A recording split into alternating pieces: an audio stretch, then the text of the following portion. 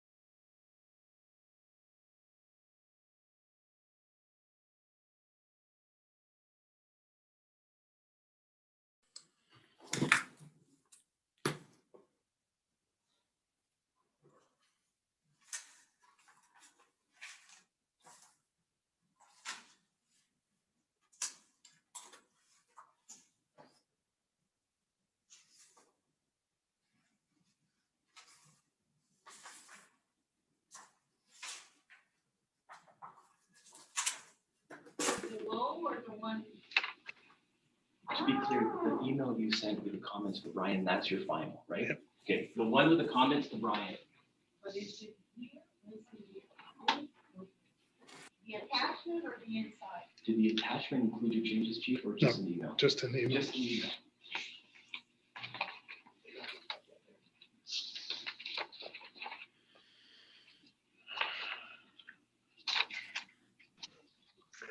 Hi, Chief. Just to let you know you're live. Well, thank you so much. I was just shuffling all the papers at my desk so I could prepare to answer your many questions. How's everyone doing today? Good, thanks. Hello, everyone. Hi, Sandy. Hi, Bobby. Hi, Chief. Hello.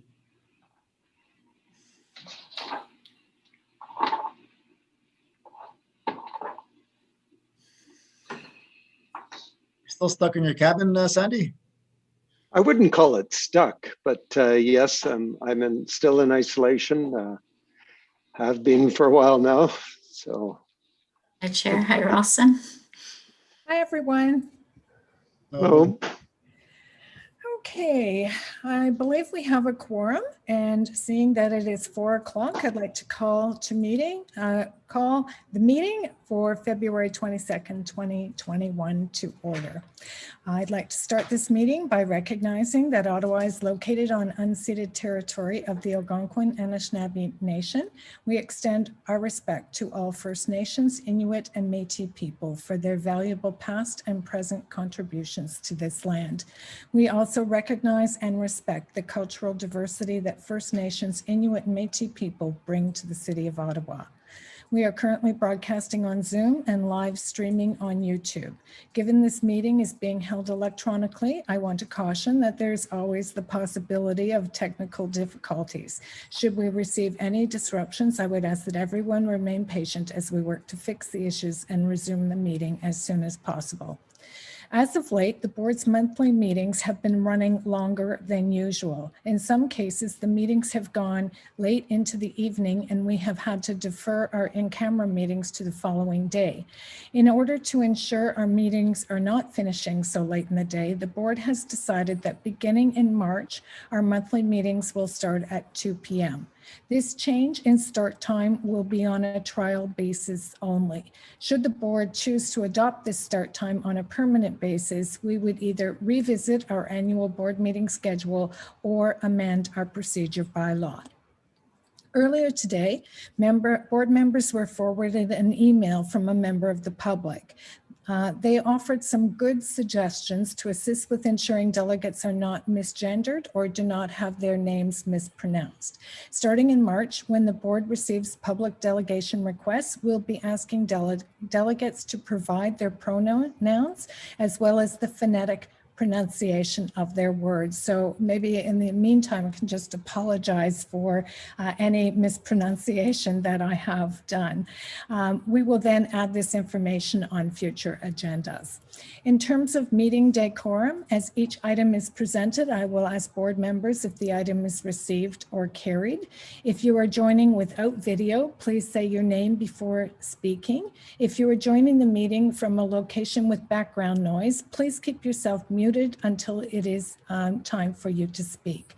I'd also like to remind everyone to mute their notifications and alerts to avoid any disruptions in the meeting. Following the public meeting, we will have our in-camera meeting, and I will now proceed to the agenda. So we'll start with confirmation of the agenda that the Ottawa Police Services Board confirmed the agenda of the 22nd day of February 2021. Is the agenda confirmed? Confirmed. Confirmed. Thank you. Confirmation of minutes 33 of January 25th, 2021, that the Ottawa Police Services Board confirmed minutes number 33 of January 25th. Are the minutes confirmed? Confirmed. Thank you.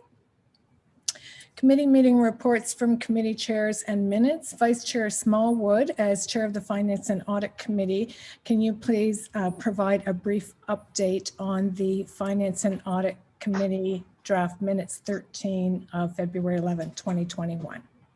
Certainly. The Finance and Audit Committee met on Thursday, February 11th. We discussed two items, namely the board motion from last November regarding establishing a working group to determine how the 2022 Ottawa Police budget could be reduced or frozen at 2021 levels. We also discussed the 2021 annual audit plan. I know there are community members, including some of the delegates registered to speak this evening, who are keenly interested in this motion. What I can share at this time is that we've established our working group. Our next step is to develop a framework that will give us a better understanding of the critical milestones and dates for developing the budget, including key decision points. It will also give us an idea of when we need to go out to solicit public input on the budget so that it can be incorporated in a meaningful way. This framework will be presented at a future Finance and Audit Committee meeting for review. One lesson we certainly took from last year is we need to consult earlier, and that is what we plan to do.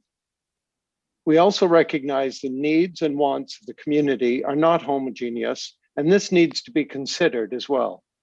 Finally, I think it would be important that as part of our community consultation, we're also able to provide the public with context and information on some of the key inputs into the budget, so we're able to have an informed and productive discussion. In terms of the second item, we discussed the 2021 annual audit plan. We talked about the fact that this is an internal audit.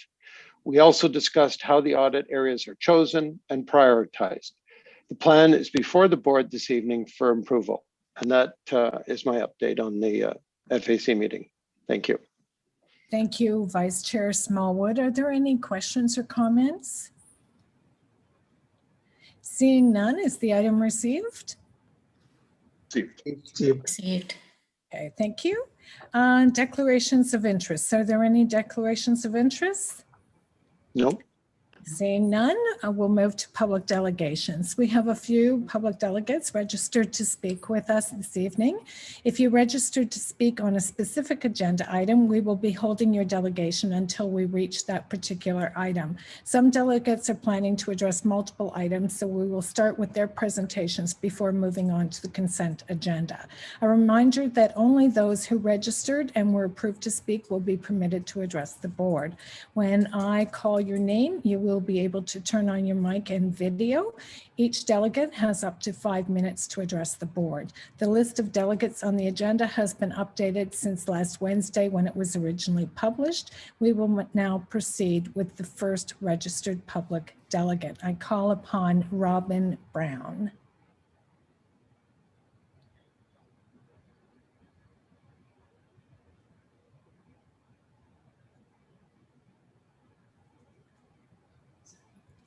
get my black everything up there. Hold on 1 second. Robin, can you turn up your volume? We can't hear you. Can you hear me now? A little better now. Yeah. Is that better? Okay. Yeah. Hello, you have 5 minutes. Please go ahead. Thank you. Hello, everybody. I'm here to tell you why the 613-819 Black Hub and our membership has no faith in the mental health strategy review process being held by or led by this board and the OPS, why we have no faith in it, and what we're doing about it. First, taking 3 years to come up with recommendations when people are dying is unacceptable.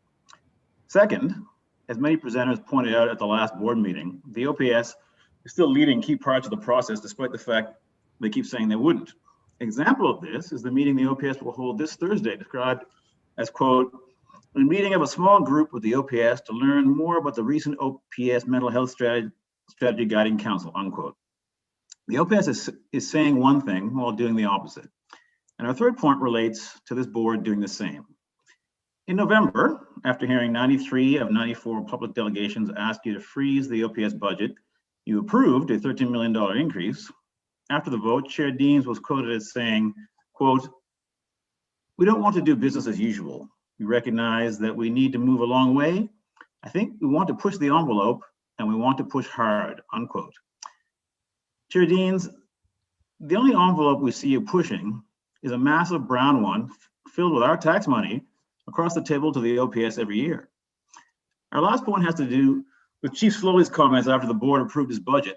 The chief was quoted as saying, quote, I share your fierce urgency of now. I want it all done yesterday. I'm a realist though, and I've been in this business a long time, unquote. The chief wants us to believe that the budget process is complicated and that it takes time to change things. And the one way he backs this up is by constantly saying that Eugene Oregon's Cahoots program took 30 years to get results. Chief, that's not true, and you know it. The Cahoots program started getting results from day one by saving the city of Eugene lots of money and by not killing the people they were sent to help that day, which they've done consistently for 31 years. Budgeting isn't complicated. You fund what you value and you police what you don't. We don't have time to wait for you to start valuing our lives. The COVID-19 pandemic will no doubt push many more people, especially racialized people, into mental health crises. And if the cops keep showing up, we fear more people will die. We fear this because cops continue to harm us and kill us without consequence. Cops pull guns on our youth standing in a mall parking lot, and the chief tells us their internal investigation found the cops did nothing wrong. The cops break up a protest, violently by the accounts of many protesters, and the chief says the only problem was how the cops trashed sacred Indigenous objects. Rank and file OPS officers keep returning their racist Ottawa Police Association President Matt Scoff to power and wearing their racist thin blue line patches, and nothing is done. Despite these clear examples of harm, the OPS continues justifying its existence and increasing budget with faulty evidence, much of it produced by one person, Carleton University professor Linda Duxbury. For example, in the fall, Matt Scoff said the OPS school resource program is great and cited Duxbury's report on Peel Region's SRO program to back up his claim. What he didn't mention is that Duxbury didn't separate out answers from Black and Indigenous students in her study. She lumped all students together and concluded everyone loved the program. In the fall of 2019, the OPS hired Duxbury to evaluate its neighborhood resource team program, and it's clear why from this quote from a glowing article about Duxbury and the project in Carleton's Raven magazine. Quote, when she hears people say, defund the police, what she believes they're trying to say is, we want a new model of policing and greater investment in community policing might be a key component. The OPS doesn't want an evaluation from Duxbury, it wants a justification, and Duxbury will deliver, as always. Given the OPS and this board continue to commission flawed studies from the same person to justify OPS programs, we have no faith in the OPS and board's mental health response review. So the Hub is working with the community to get our own study done and have launched a GoFundMe campaign called Compassion, Not Cops, to raise money to do it. There's a link on our 613-819 Black Hub website donate page for people to contribute. Two last points. After approving the 2020 OPS budget, Chair Deans said the board plans to strike a task force to consider whether to freeze the OPS 2022 budget. As you should all know by now, we emailed you all this week asking you two questions. 1, whether you plan to vote to freeze the OPS 22 budget in the fall, and 2, the criteria on which you will base your decision. We ask for an answer by the end of this week, and we look forward to getting your responses. Thank you. Thank you very much for your public delegation today, Robin. There was a lot in there, and I would be available or welcome a visit from you anytime you'd like to meet, so we could discuss some of those issues in more detail, because I know it's difficult in a few minutes at the start of a board meeting, and we have committed to better communications with the public. So I would invite you, if you are interested, to come and meet with me, and we can talk in more detail about some of those issues. On the issue of the budget, I know it's been a sore point with the community that we didn't reduce the budget in accordance with what the community asked, many members of the community asked. But we did commit to striking a committee through the Finance and Audit Committee to do some preliminary work in an effort to see if we could get at least some of the way, if not all of the way, to holding the line on the police budget.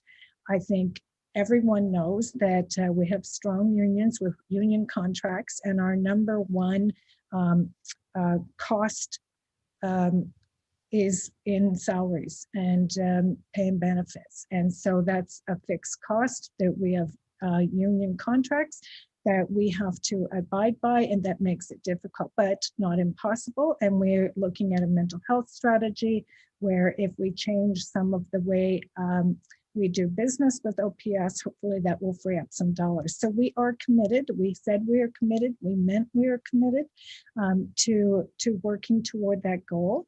And I know that Sandy Smallwood, the vice chair of this board, is leading that effort, and they will work with the community, I'm sure, going forward to try and move us all in the same direction. So again, I'm not going to address everything here because there was a lot packed in there. I don't know, Chief Sloly, if you wanted to make any comments, or if we'll leave it at that, or if any other member of the board wanted to add anything.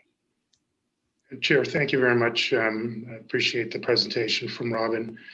I just have one small point of clarification. It appeared that Robin attributed a direct quote to me, which is inaccurate.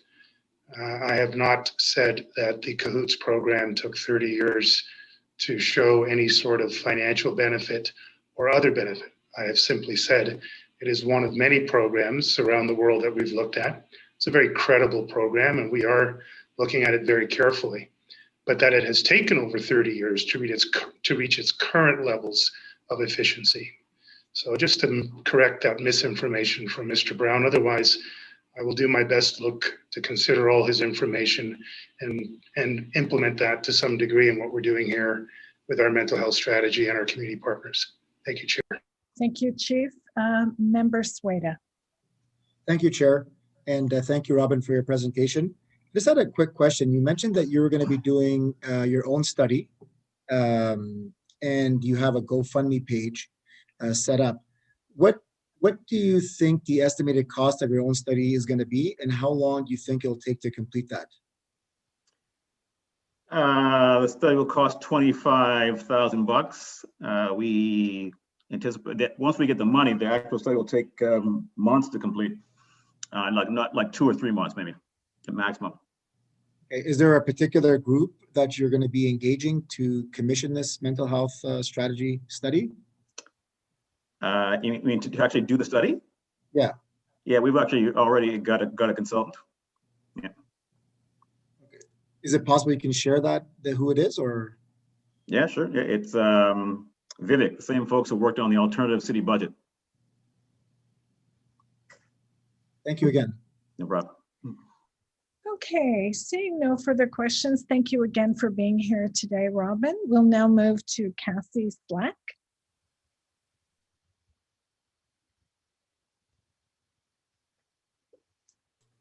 Hi, can you hear me? Not well. If you could speak up a little bit, that would be great. 1 second. How about now? Yeah, good. Yeah, okay. Hey, I'm Cassie, I'm back again. I am here again to demand that this board take actual action to remove police from our communities and to repair the trust that you continue to break with us. I have a few points based on the agenda items. The first one is to address the community concerns around your strategic planning process.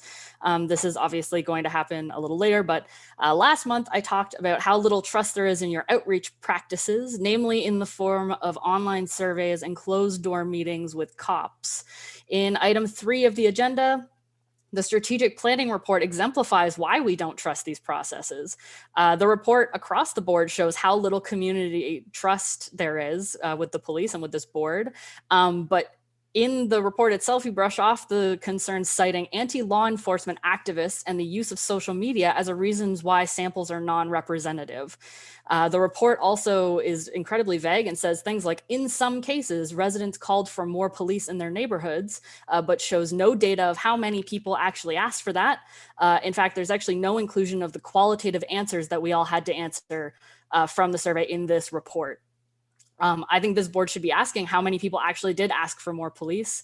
And I think this board should be asking for the actual answers and the real data from this report, because this seems like an overview. I'm not sure if the board actually gets that or not, but they should be asking for it.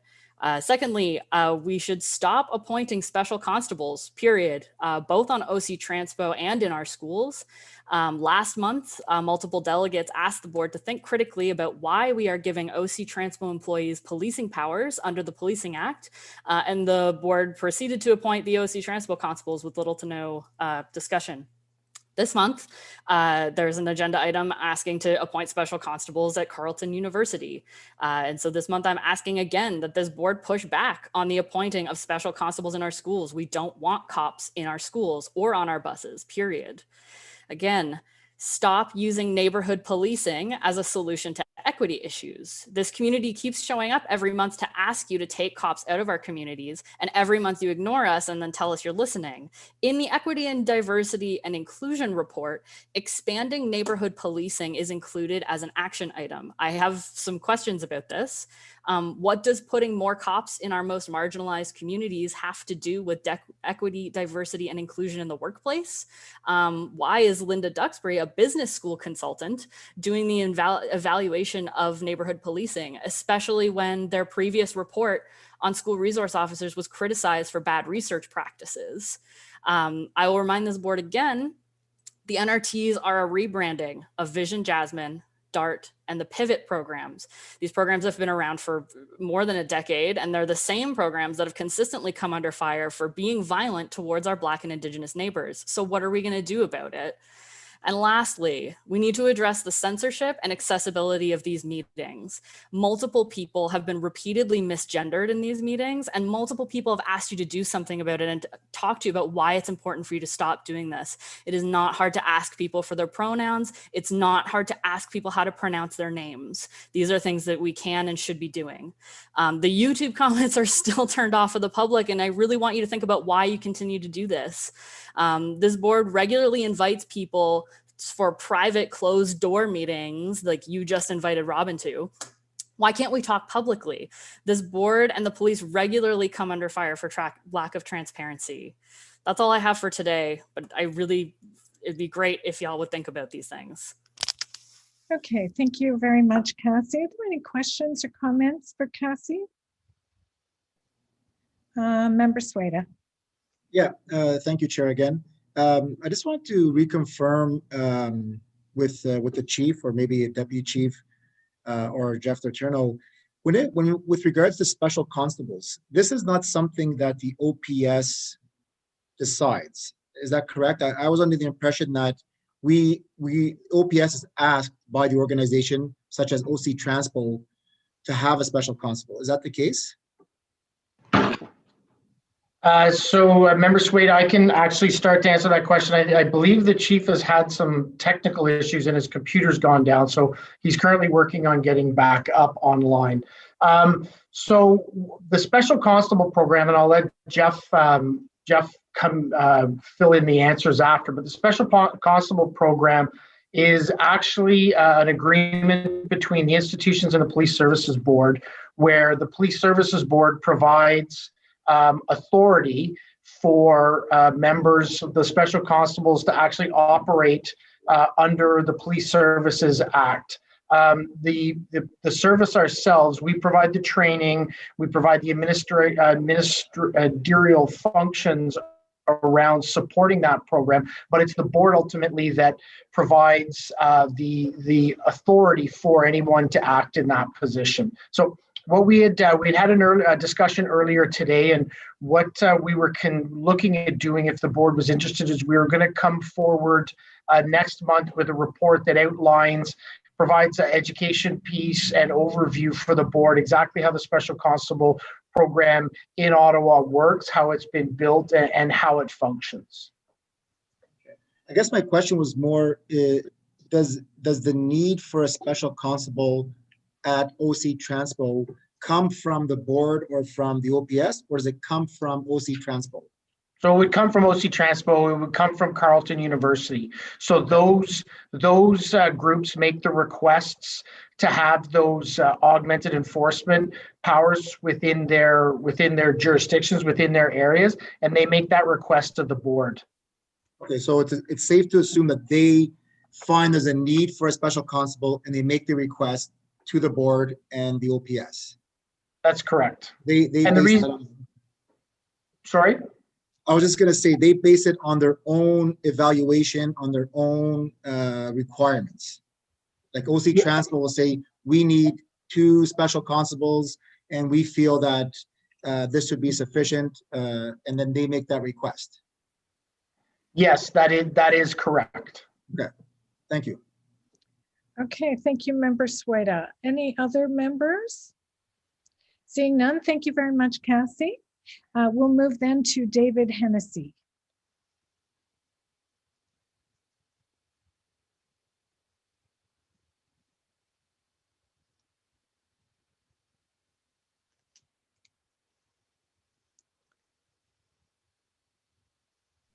Hello? Hi, hello there. Hi. Is it working? Okay. It is Good. working. You have 5 minutes. Go ahead. I think my system just had to reconnect there or something. Okay. Okay, well, I'm going to be pretty brief. The things I'm speaking to, there's 3 points. The first is the Ottawa Hoop Stars Instagram page still exists, which is rocking white supremacist imagery, the thin blue line, which is the rebrand of the Blue Lives Matter patch that we've seen at the storming of the US Capitol, which was the directive of course, fascist President Donald Trump. So they're still rocking that imagery. It's Black History Month, and I guess no one's really told them.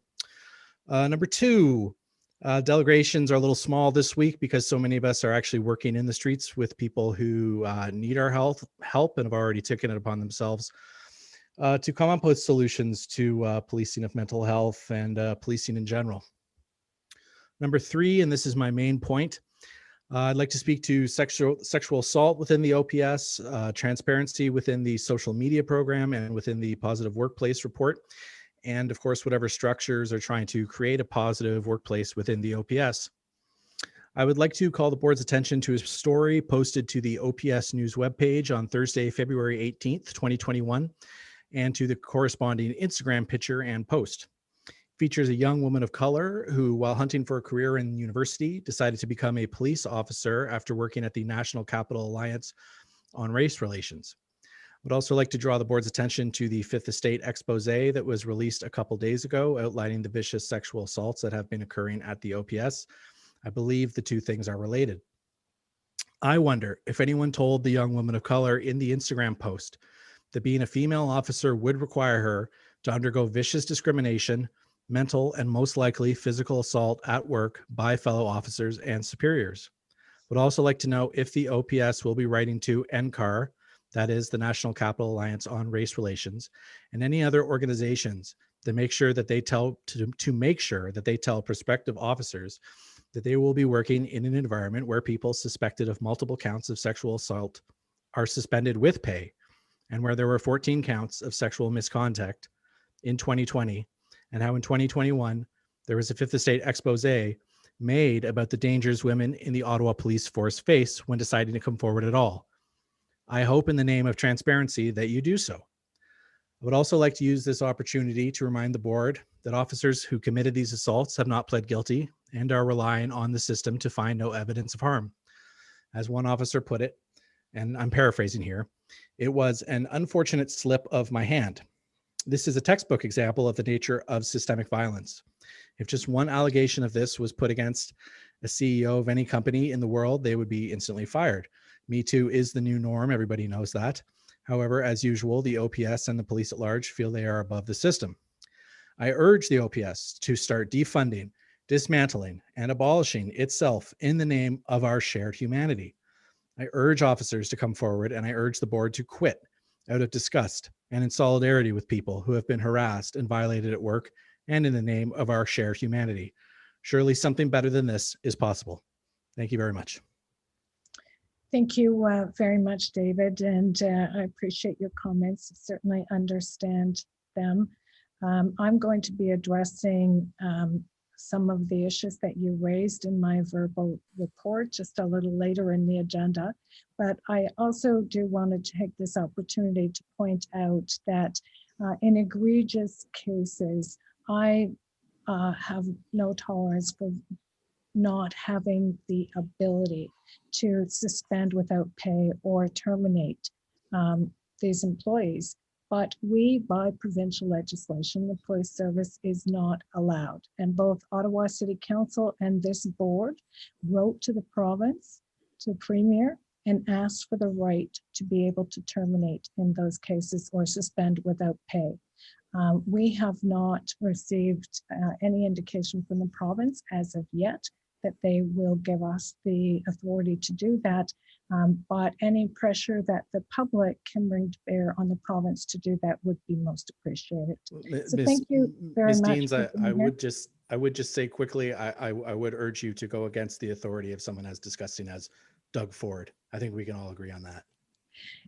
You know, the thought has crossed my mind. I'm not going to say it hasn't, because the thought has crossed my mind, and I have asked what would happen if we move forward anyway, and I'm told the board would be terminated. So that's the probable outcome. We would like to have the authority from the province to do that. So again, I would ask the community, anyone that would like to join us in calling on the province to give us that authority, we would appreciate it. Thanks again for being here, David.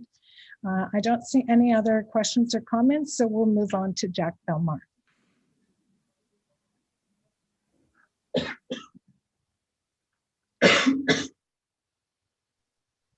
Hi there, can you see me?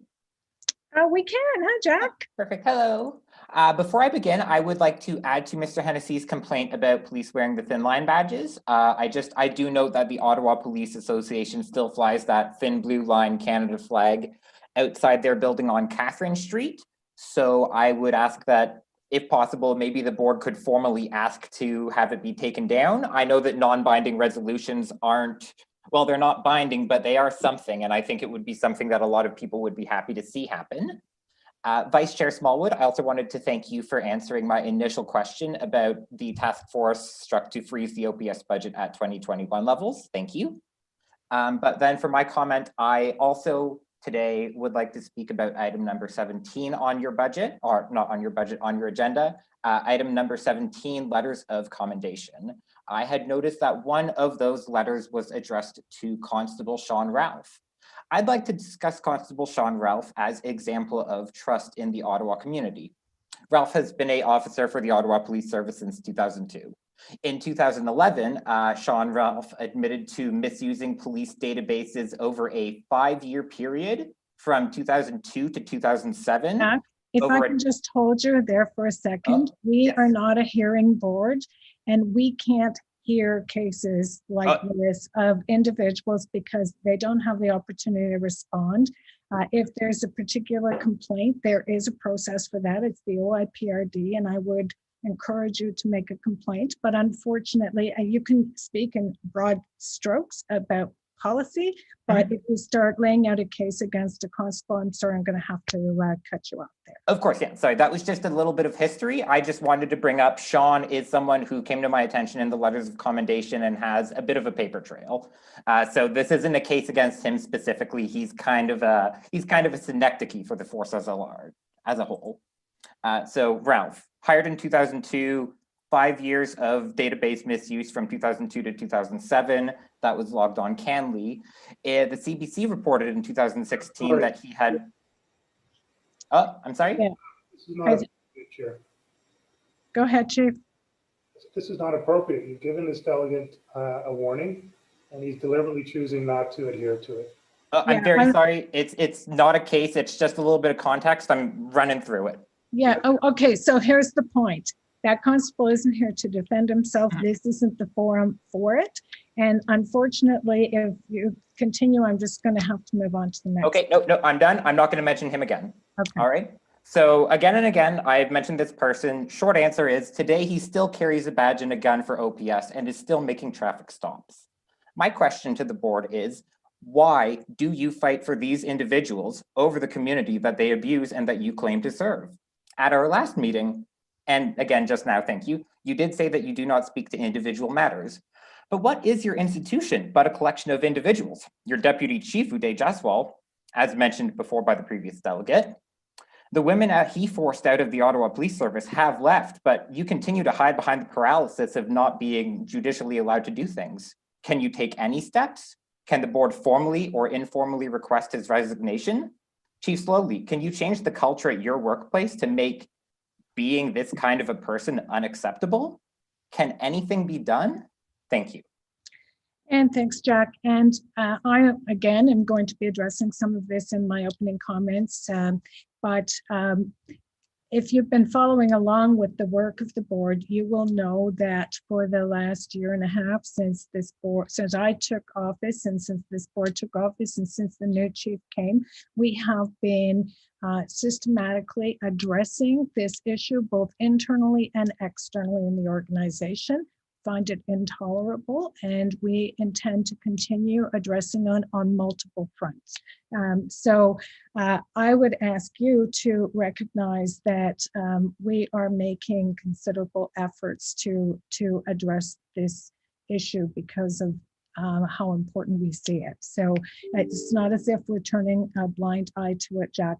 We are addressing it head on. Thank you. Anyone else? Seeing none, we'll move on to Farnaz Farhang.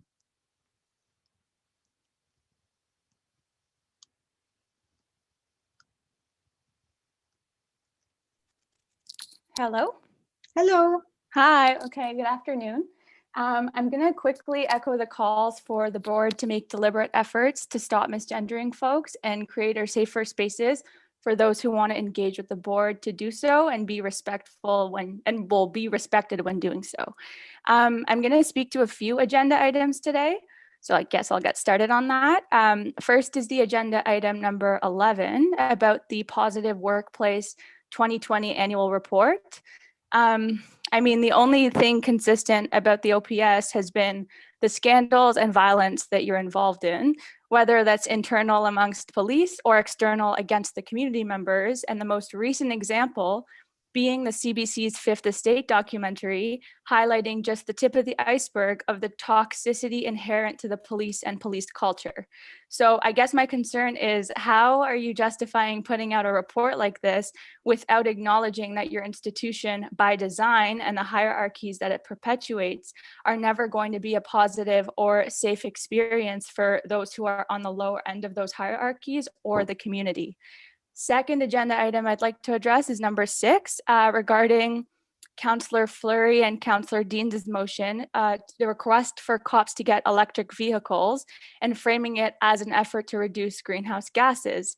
So you criminalize Indigenous peoples and protectors of the land, but you want police to roll around in electric vehicles. If you're serious about your efforts, you need to be actively resisting the resource extraction projects and respecting Indigenous sovereignty, not giving Teslas to cops and likely giving them more money and perpetuating colonial violence even further.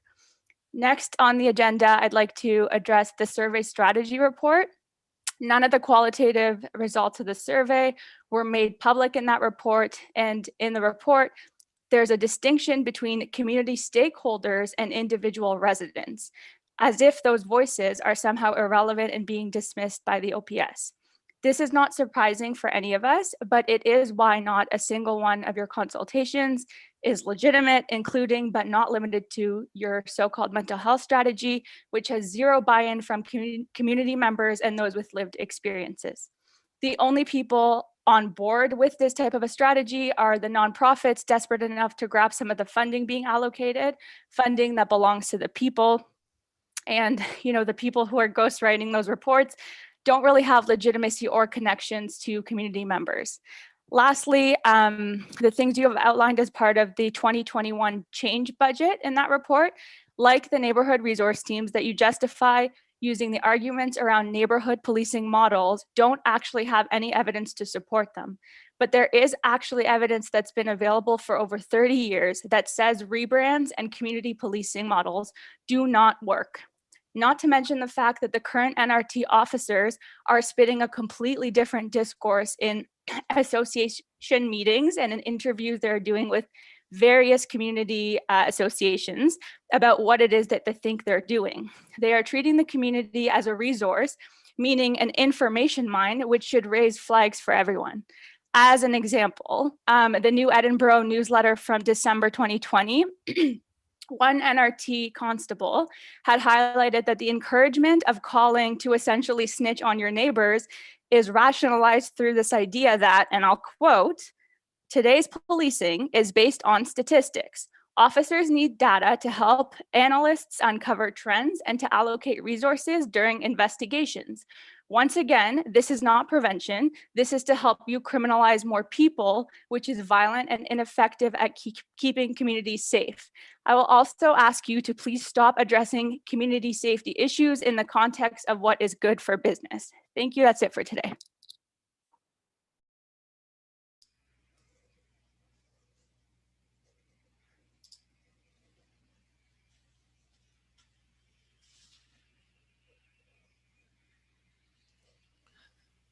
Diane, you're on mute. Okay, sorry about that. Thank you, Farnaz. Griot Guan was our next speaker, but does not appear to be on the call. So we'll move to Xue Xu.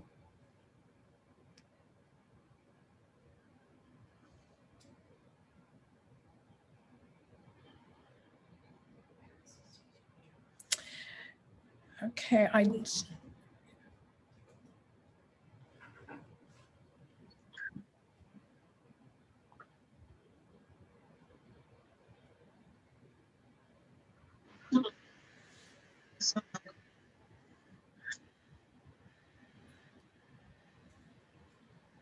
we're not getting any volume.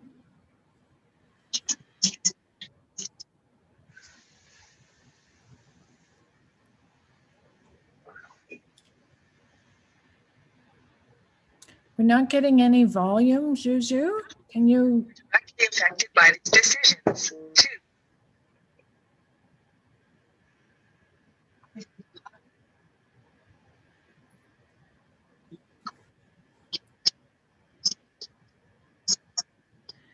Okay, we're not able to hear this presentation.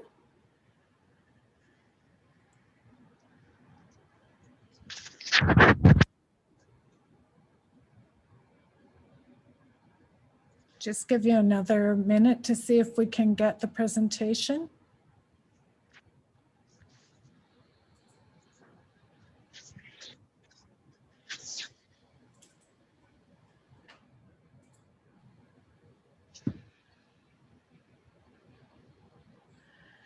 Okay. Okay, Xue Xu, unfortunately, we can't hear it. We're not receiving the presentation. If you would like to provide your remarks in writing to the board, we'd be happy to receive them. But unfortunately, we are unable to hear it, so we're going to move along. Unfortunately, that is also the end of today's public delegations. I want to thank everyone who came out and spoke to the board today. And we will move then to inquiries. Are there any board inquiries? Yes, Chair Deans, I have one. Member Norman, go ahead. Thank you, Chair Deans. Chief, as we all know, road safety continues to be a top priority for the Ottawa residents, and this includes safety on sidewalks. In the city of Ottawa, neither bicycles nor e-scooters are permitted to operate on sidewalks. It is deemed unsafe and illegal And it is important to mention that your City of Ottawa, Ottawa Police website also vouch for that fact. So Chief, can you please tell the board what measures the OPS is taking to ensure that bicycles and e-scooters do not drive on the sidewalks? Also, what advice can you give to pedestrians who encounter this illegal activity? Thank you. And it's okay if the response comes later in the next board meeting or afterwards. Okay, Chief, do you want to reply now, or do you want to just send a response? We're prepared for a response, Chair, if you'd like. Otherwise, I'll let you manage your time on the meeting. No, go ahead. If you're prepared to respond, go ahead. Great. Thanks very much, Chair. We often overlook traffic as one of the major safety concerns. In fact, whether you're in a small neighborhood in a dense urban core or in a very rural area somewhere in Northern Ontario, you will find that traffic is one of, if not the top #1 issue, traffic safety issue for the public. Whether it be parking, speeding in school zones, or excessive speed, dangerous driving, or in this case, electronic vehicles on a sidewalk that is used by families and the infirm. It's an important issue, and one where the police have a major role to play and will always have a major role to play. So Member Nerman, thank you very much for your important question. I'm going to hand this over to Deputy Bell for him to respond to. Thanks, Chief, and thanks, Member Nerman. Krista, can I actually get you to bring up Superintendent Chris Rayom? Member Nerman, your question is actually very timely, because just prior to this meeting, I had a steering committee meeting with Safer Roads Ottawa, and one of the areas that we specifically talked about was road safety, specifically around e-scooters. So I know that Superintendent Rayom has gathered a bunch of information in preparation for that, so we'd be happy to provide you that information now. So Chris, if you want to provide the answers to Member Nerman's questions. Yeah, no problem. So first of all, the rules for the e-scooters are the same as bicycles. They cannot be on the sidewalk. And if they're caught on the sidewalk, it's a $125 fine. Also, as well, they have to adhere to the same rules as, I know I said this before, but on the bikes, they have to wear a helmet. There has to be a sounding device. In the City of Ottawa, we have a program right now where we can actually rent e-scooters. And with those e-scooters, you have to be 18 years old to rent them.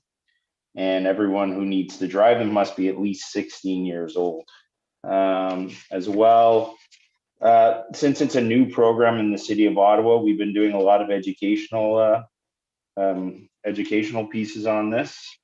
Last year alone, we had one impaired driver actually on the e-scooter, and I think that's it. You don't need a driver's license to drive an e-scooter, and if you get involved in an accident, it doesn't fall under the Highway Traffic Act. It's actually not a collision, but there is a report taken.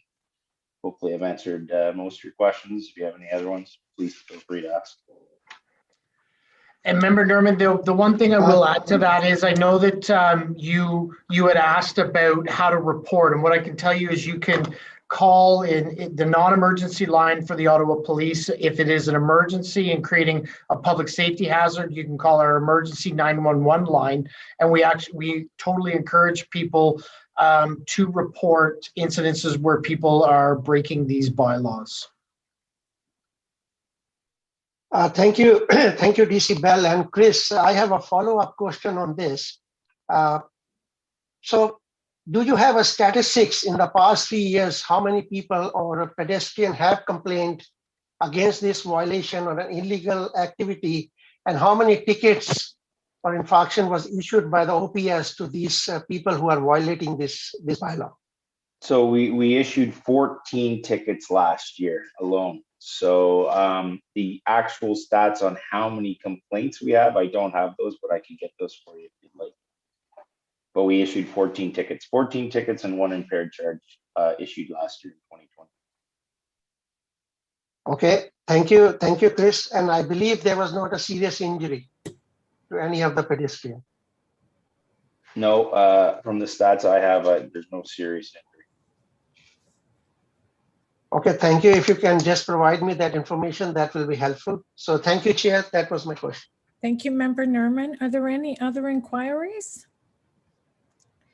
Seeing none, we will move to our items of business. We're going to go through a consent agenda first, and then we'll return to our held items, starting with the chair's verbal report.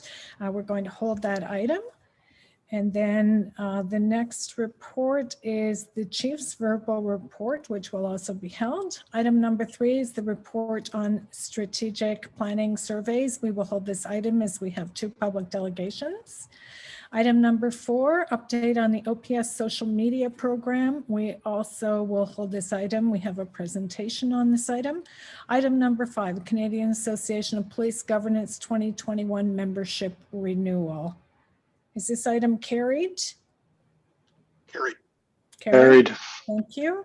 Item number 6, City Council request to the Ottawa Police Services Board electric vehicles. You can see the motion there. That the Ottawa Police Services Board received the request from Ottawa City Council, direct the Chief of Police to work with the City of Ottawa and its partners, and Vary, an affiliate of Hydro Ottawa, with support under the Zero Emission Vehicle Infrastructure Program, to complete an assessment in 2021 to determine if an electric vehicle pilot project can be implemented by the Ottawa Police Service where operationally feasible, as requested by the motion passed by City Council. Is this item carried? Chair, I just wanted to make a comment if I could on that. Sure.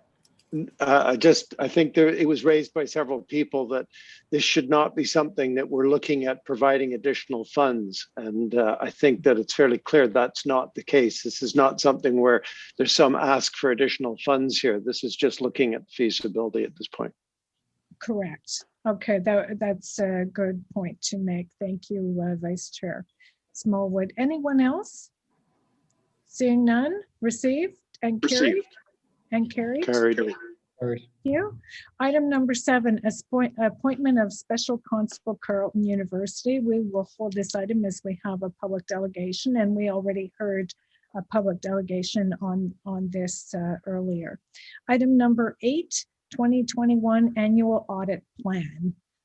That the Police Services Board approved the plan is endorsed by the Finance and Audit Committee. We did have a fulsome discussion at the FAC as outlined at the beginning of the meeting. Is this item carried? Carried. Carried. Item number 9, 2020 to 2022 EDI action plan update. We're going to hold this item as we have a presentation.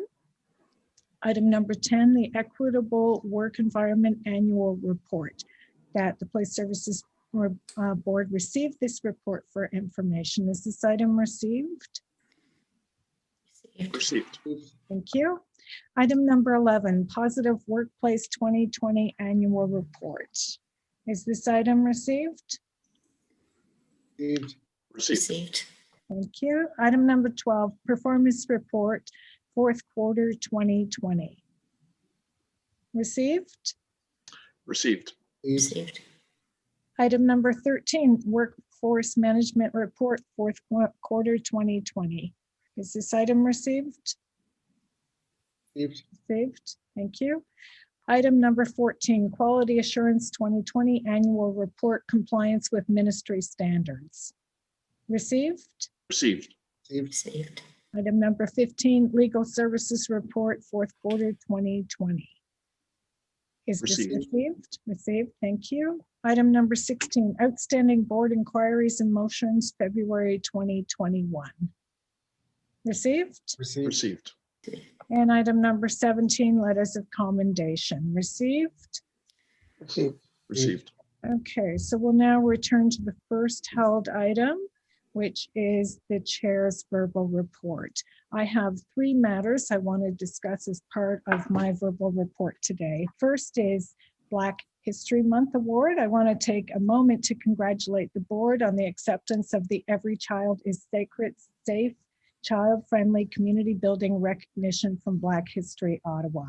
As many listening will know, we unanimously passed a motion last year recognizing the UN's International Decade for People of African Descent.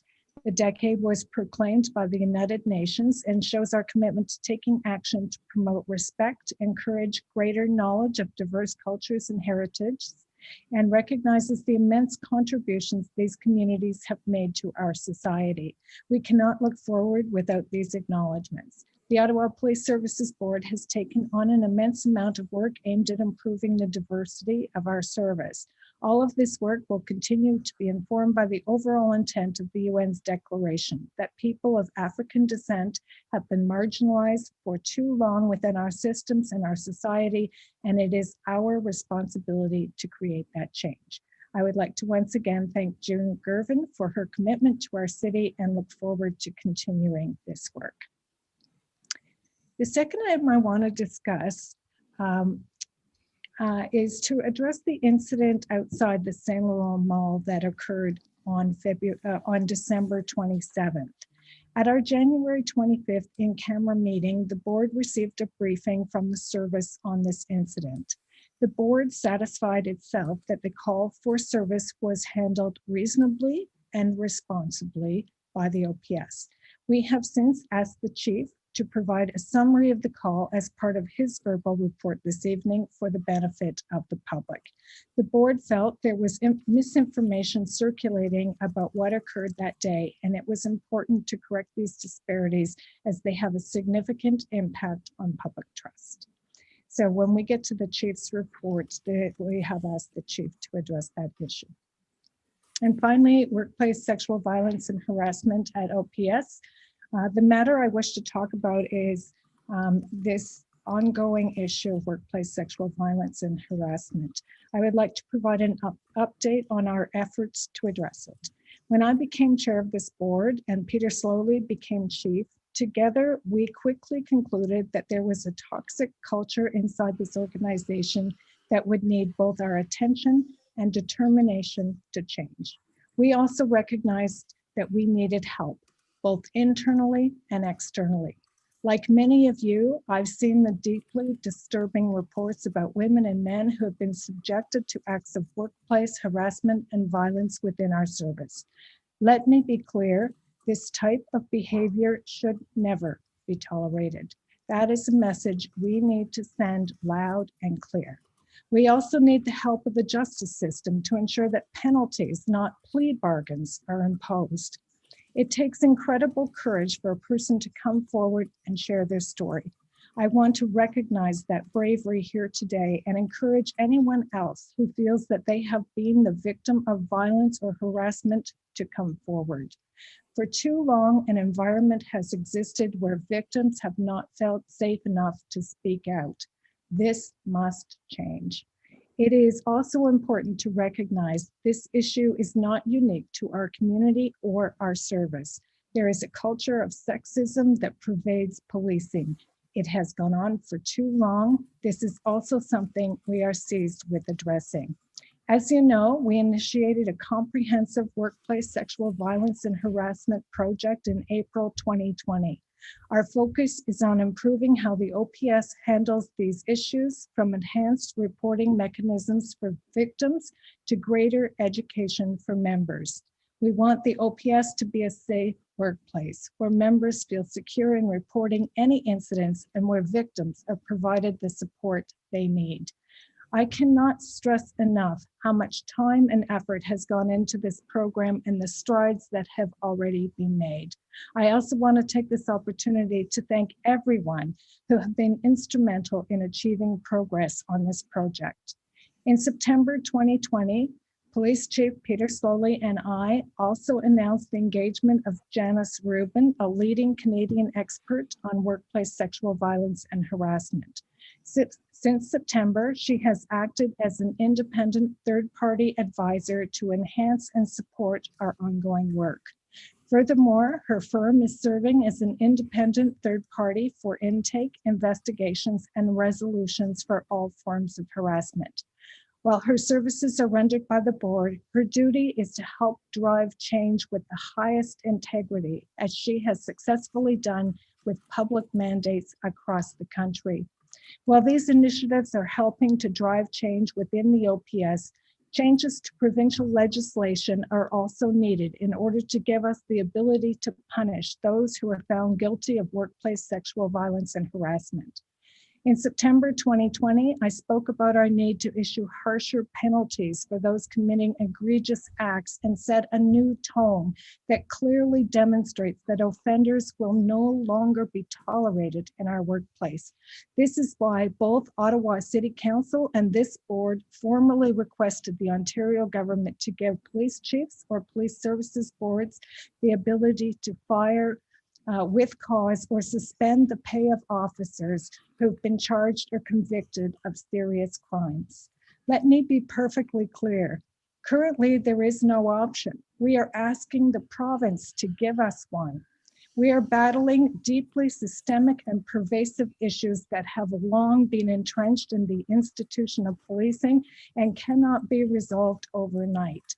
I know from experience that change is never easy, even when it is what is needed most. That is why it is so vital we continue our progress.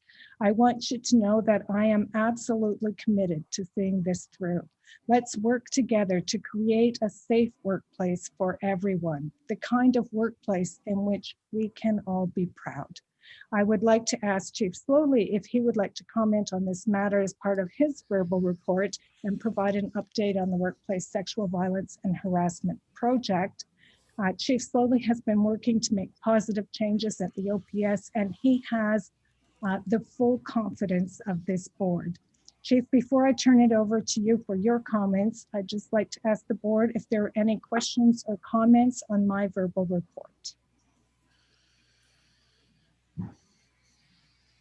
Seeing none, is my report received? Received? Thank you. Okay, Chief, over to you for your verbal report. Thank you very much, Chair Deans. Important matters that you recognize in your comments. I'll focus on your request to speak specifically to workplace sexual violence and harassment. First, Chair, like you, I want to be clear. There is absolutely zero tolerance for any workplace sexual violence and harassment at the Ottawa Police Service. As an organization, we must continue to accept, acknowledge, and most importantly, address the fact that too many individuals have been subject to totally unacceptable behaviors within the workplace for too long. It causes harm to our members and to the relationships we have with our community. We are doing everything we can to prevent these incidents from occurring while working to increase members' confidence in reporting these incidents and providing support to the victims.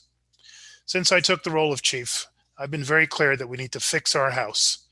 We need to take full ownership of all of our organizational issues relating to bias, discrimination, equity, including gender equity, diversity, and inclusion. We need to assess and address violence against women, workplace harassment, and bullying. The issues relating to gender inequity, workplace sexual violence and harassment are as old as the policing institution itself. The mistreatment, misconduct, and mistrust are decades in the making. And like you said, Chair, it's going to take time to properly and fully and sustainably address it all. We cannot solve these issues overnight. But make no mistake about it, change is happening and more change is coming. How we respond to these issues will define us as an organization. That is why we are taking action. We are working with members of our service, the board, and community partners on priority initiatives, some of which you've already outlined, to make the needed changes and the improvements in the Ottawa Police Service. You've already talked extensively around Sexual Violence and Harassment Project, the Workplace Sexual Violence and Harassment Project, to address sexual violence and harassment within the Ottawa Police Service. That project is entering into its 9th month, a partnership between the service and the board. Our internal executive champion is Acting Deputy Chief Joan McKenna. There's a team of internal experts who are supporting this, including survivors of previous experiences. This is also in partnership with community leaders and community stakeholders, not-for-profit agencies like OCTEVAW from the Violence Against Women community, who are helping to guide us with expertise and evidence-based practice. It includes, but is not limited to, the pilot project that you referred to involving Ruben Tomlinson. Ruben Tomlinson is one element, a reactive element that we're looking at bringing into the police service, but was never intended to be a substantive and a complete solution to all the myriad of challenges that we're facing.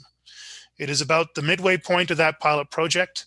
We're now receiving direct feedback from Janice Rubin and her team at Rubin Tomlinson, as well as members of our service and our community partners, to make adjustments at the midstream point. And we'll consider a number of those over the next several weeks. We will continue to update the board on the progress of the pilot project and the overall project itself, as we have done in the past. And ultimately, at the end of the pilot, at the end of the overall project, we'll provide a full report back to the board and to the public, as well as, of course, to our members. We have improved partnerships between the Ottawa Police Service and our violence against women community to better enable community members to come forward themselves to report sex-related crimes with the confidence that they will be properly treated and supported, and that their complaints will be properly investigated and resolved. The third area is the actual creation of the Respect, Values, and Inclusion Respect, Values, and Inclusion Directorate, which was implemented last May 2020 with the goal to improve the Ottawa Police Service in the areas of dealing with workplace harassment, discrimination, human rights issues, ethics, diversity, and inclusion. The new directorate builds upon the existing work of previous efforts, but will move us forward into the future. The fourth area is we've significantly invested in our members' wellness and health by adding 4 additional positions within the Health, Safety, and Wellness unit. And to support these initiatives, we have increased our funding to that unit by a total amount of $5 million. Another area is our conduct risk management meetings, which happen on a weekly basis, where we bring together all of the leaders in the police service to look at existing high-risk conduct issues, to bring a whole-of-service approach to assess them and to address them. This includes doing full reviews of any historic issues of significance, like some of the matters that are very much out in the public forum today. Again, once those reviews are completed, we'll endeavor to provide as much information to the board on the results of those reviews, keeping in mind legislation and privacy issues.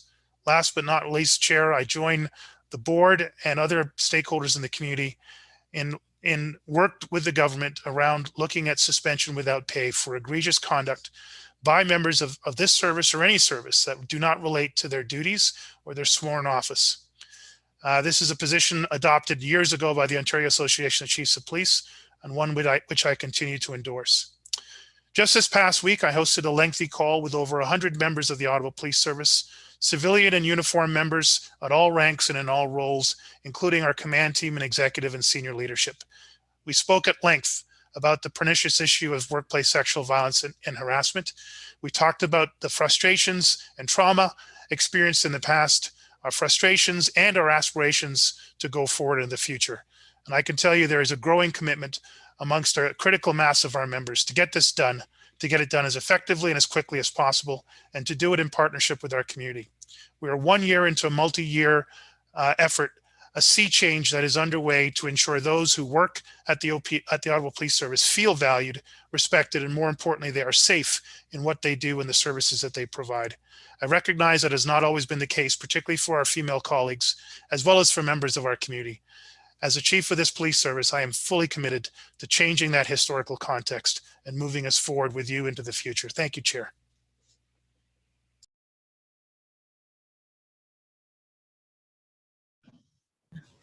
So before you get into the rest of your verbal report, did you want to take questions on that? Because there is a question. I'm at your service, Chair. Okay, so let's do that first. Member Smallwood. Okay, I thought that was the end of your verbal report, but I'll ask this question. Thank you very much for that report. It was very thorough and there's some huge issues there. One of the things I wonder if you could just perhaps when you continue is this. It was raised a couple of times about the issue of the thin blue line badges on uniforms. So I'm just wondering if it'd be possible if you could touch on that in the continuation of your remarks. Thank you. Thank you, Vice Chair Smallwood. Chair, I can respond to that now, or I can save it till the end of my verbal. I'm in your hands. Why don't we hear the rest of the verbal report and then we'll open the floor to questions. Thank you very much, Chair. There is a PowerPoint that accompanies this as well.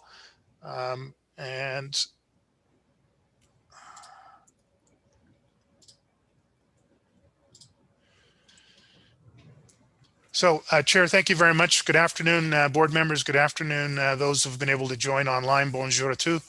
I want to start with my own acknowledgement, as the chair did, that I'm grateful to the Algonquin people for sharing this land with us and letting us meet on these unceded territories. I also want to give gratitude to all Indigenous persons in Canada and indeed around the world for their caretaking of the lands upon which we all live. Finally, I also want to acknowledge Black History Month as well as the United Nations International Decade for People of African Descent. We know that Indigenous and Black people have historically suffered in our society and have been disproportionately negatively impacted by our institutions, including policing. This is a time for all of us to give recognition and respect to Indigenous and Black leaders, along with their allies from all communities who have so courageously protested against injustices and successfully strived for needed advances in our city, our country, and our society. That is why over the tenure of my chief, as chief, the Ottawa Police Service and I have been engaging in open, honest, and constructive dialogue with our BIPOC community stakeholders on how to improve the Ottawa Police Service.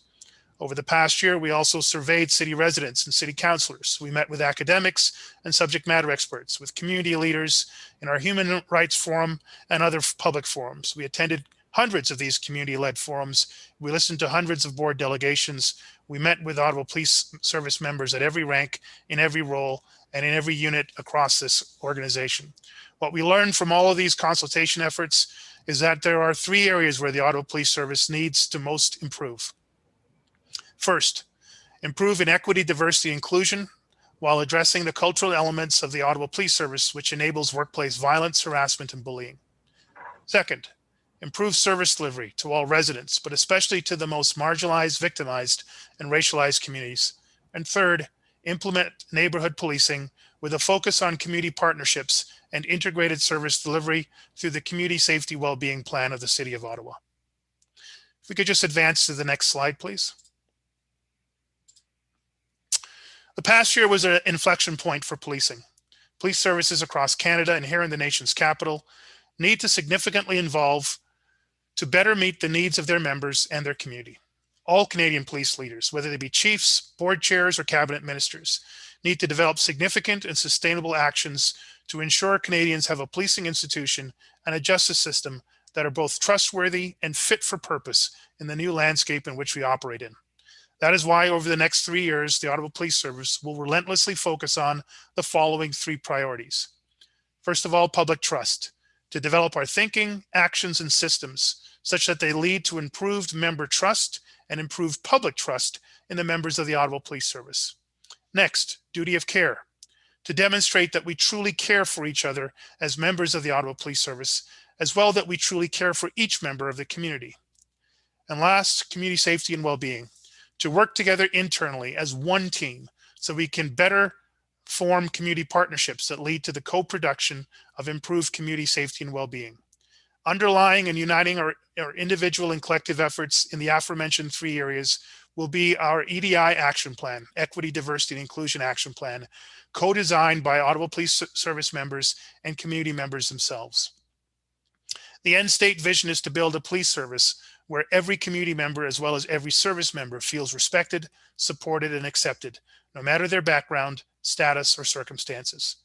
To achieve this vision, all Ottawa Police Service members must recognize that the change starts at the personal level, that we must individually and collectively challenge ourselves in how we think, speak, and perform our duties. In November 2020, the board approved our change budget for the fiscal year 2021. This budget makes investments in initiatives that will help us to improve our organization, our culture, and our ability to demonstrate that improved duty of care, public trust, and community safety and well-being. We are not doing this alone. To truly acquire significant and sustainable change, we need to ensure that we are implementing real and meaningful community input into all aspects of the Ottawa Police Service. That is why all new Ottawa Police Services strategies, policies, and practices will be community informed, involved, and co-produced. We will be working with the community to co-produce the following budget priority items: the community-led mental health strategy, the expanded neighborhood resource team strategy for suburban and rural areas, the anti-Indigenous and anti-Black racism training for all members, as well as the new community coordinator roles in our sexual assault and partner assault units that will support the VAW community, as well as the implementation of the recommendations relating to missing and murdered Indigenous women and girls. If we can move forward to the next slide, please. This infographic that you're looking is one of the best examples of demonstrably the significant changes that have been accomplished during my tenure as chief. And it is a result of the work of many members of our organization in partnership with the community to improve our outreach, recruitment, and hiring systems. It includes a no-cost application process to remove financial barriers for applicants, a physical testing process that ensures applicants can meet the standards from the Ontario Police College, and a revised background check process with a focus on equity, diversity, and inclusion. These changes have had a massive impact on the quantity, the quality, and the diversity of the police recruit applicant pool, such as the December 2020 class of 48 recruits, which was the most diverse class in the history of the Ottawa Police Service.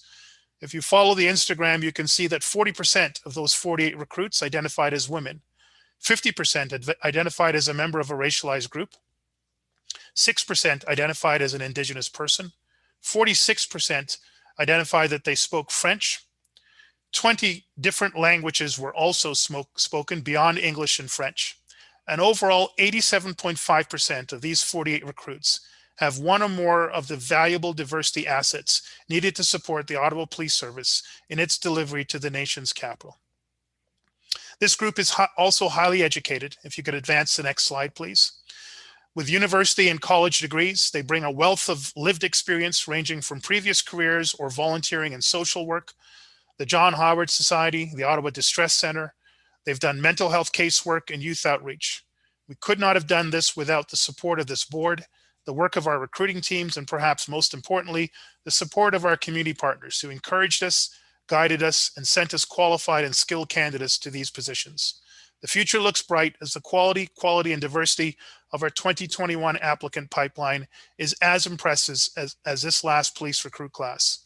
This is a success formula that we will build upon in all other aspects of police service delivery. I'd ask that you advance to the next slide now. Chair, you referenced that at the in-camera session in the January board meeting, we presented an operational review to the board in regards to the incidents that took place at the St.Laurent Mall on December 27th, 2020 at approximately 7 p.m. I'm now, per the board's request, providing this operational review in the public session. I do not normally provide detailed operational reviews on such matters at board meetings, but unfortunately this incident was the subject of a massive amount of misinformation online, in mainstream media, and within the community. I want to take a moment to present the facts in this incident. This slide and the following slides contain still images from the St.Laurent Mall security video that we received from the owners of the St.Laurent Mall. I want to be clear, the still images are what we received. We have not received the actual video, but our officers have viewed the video, and these are the images that came from that video. I will also read to you the following letter that the Ottawa Police Service received today from the owners of the St.Laurent Mall in regards to the images that you are looking at now and will see shortly. This is dated February 22nd, 2021, to the attention of the Ottawa Police Service's Chief of Police, Peter Sloly.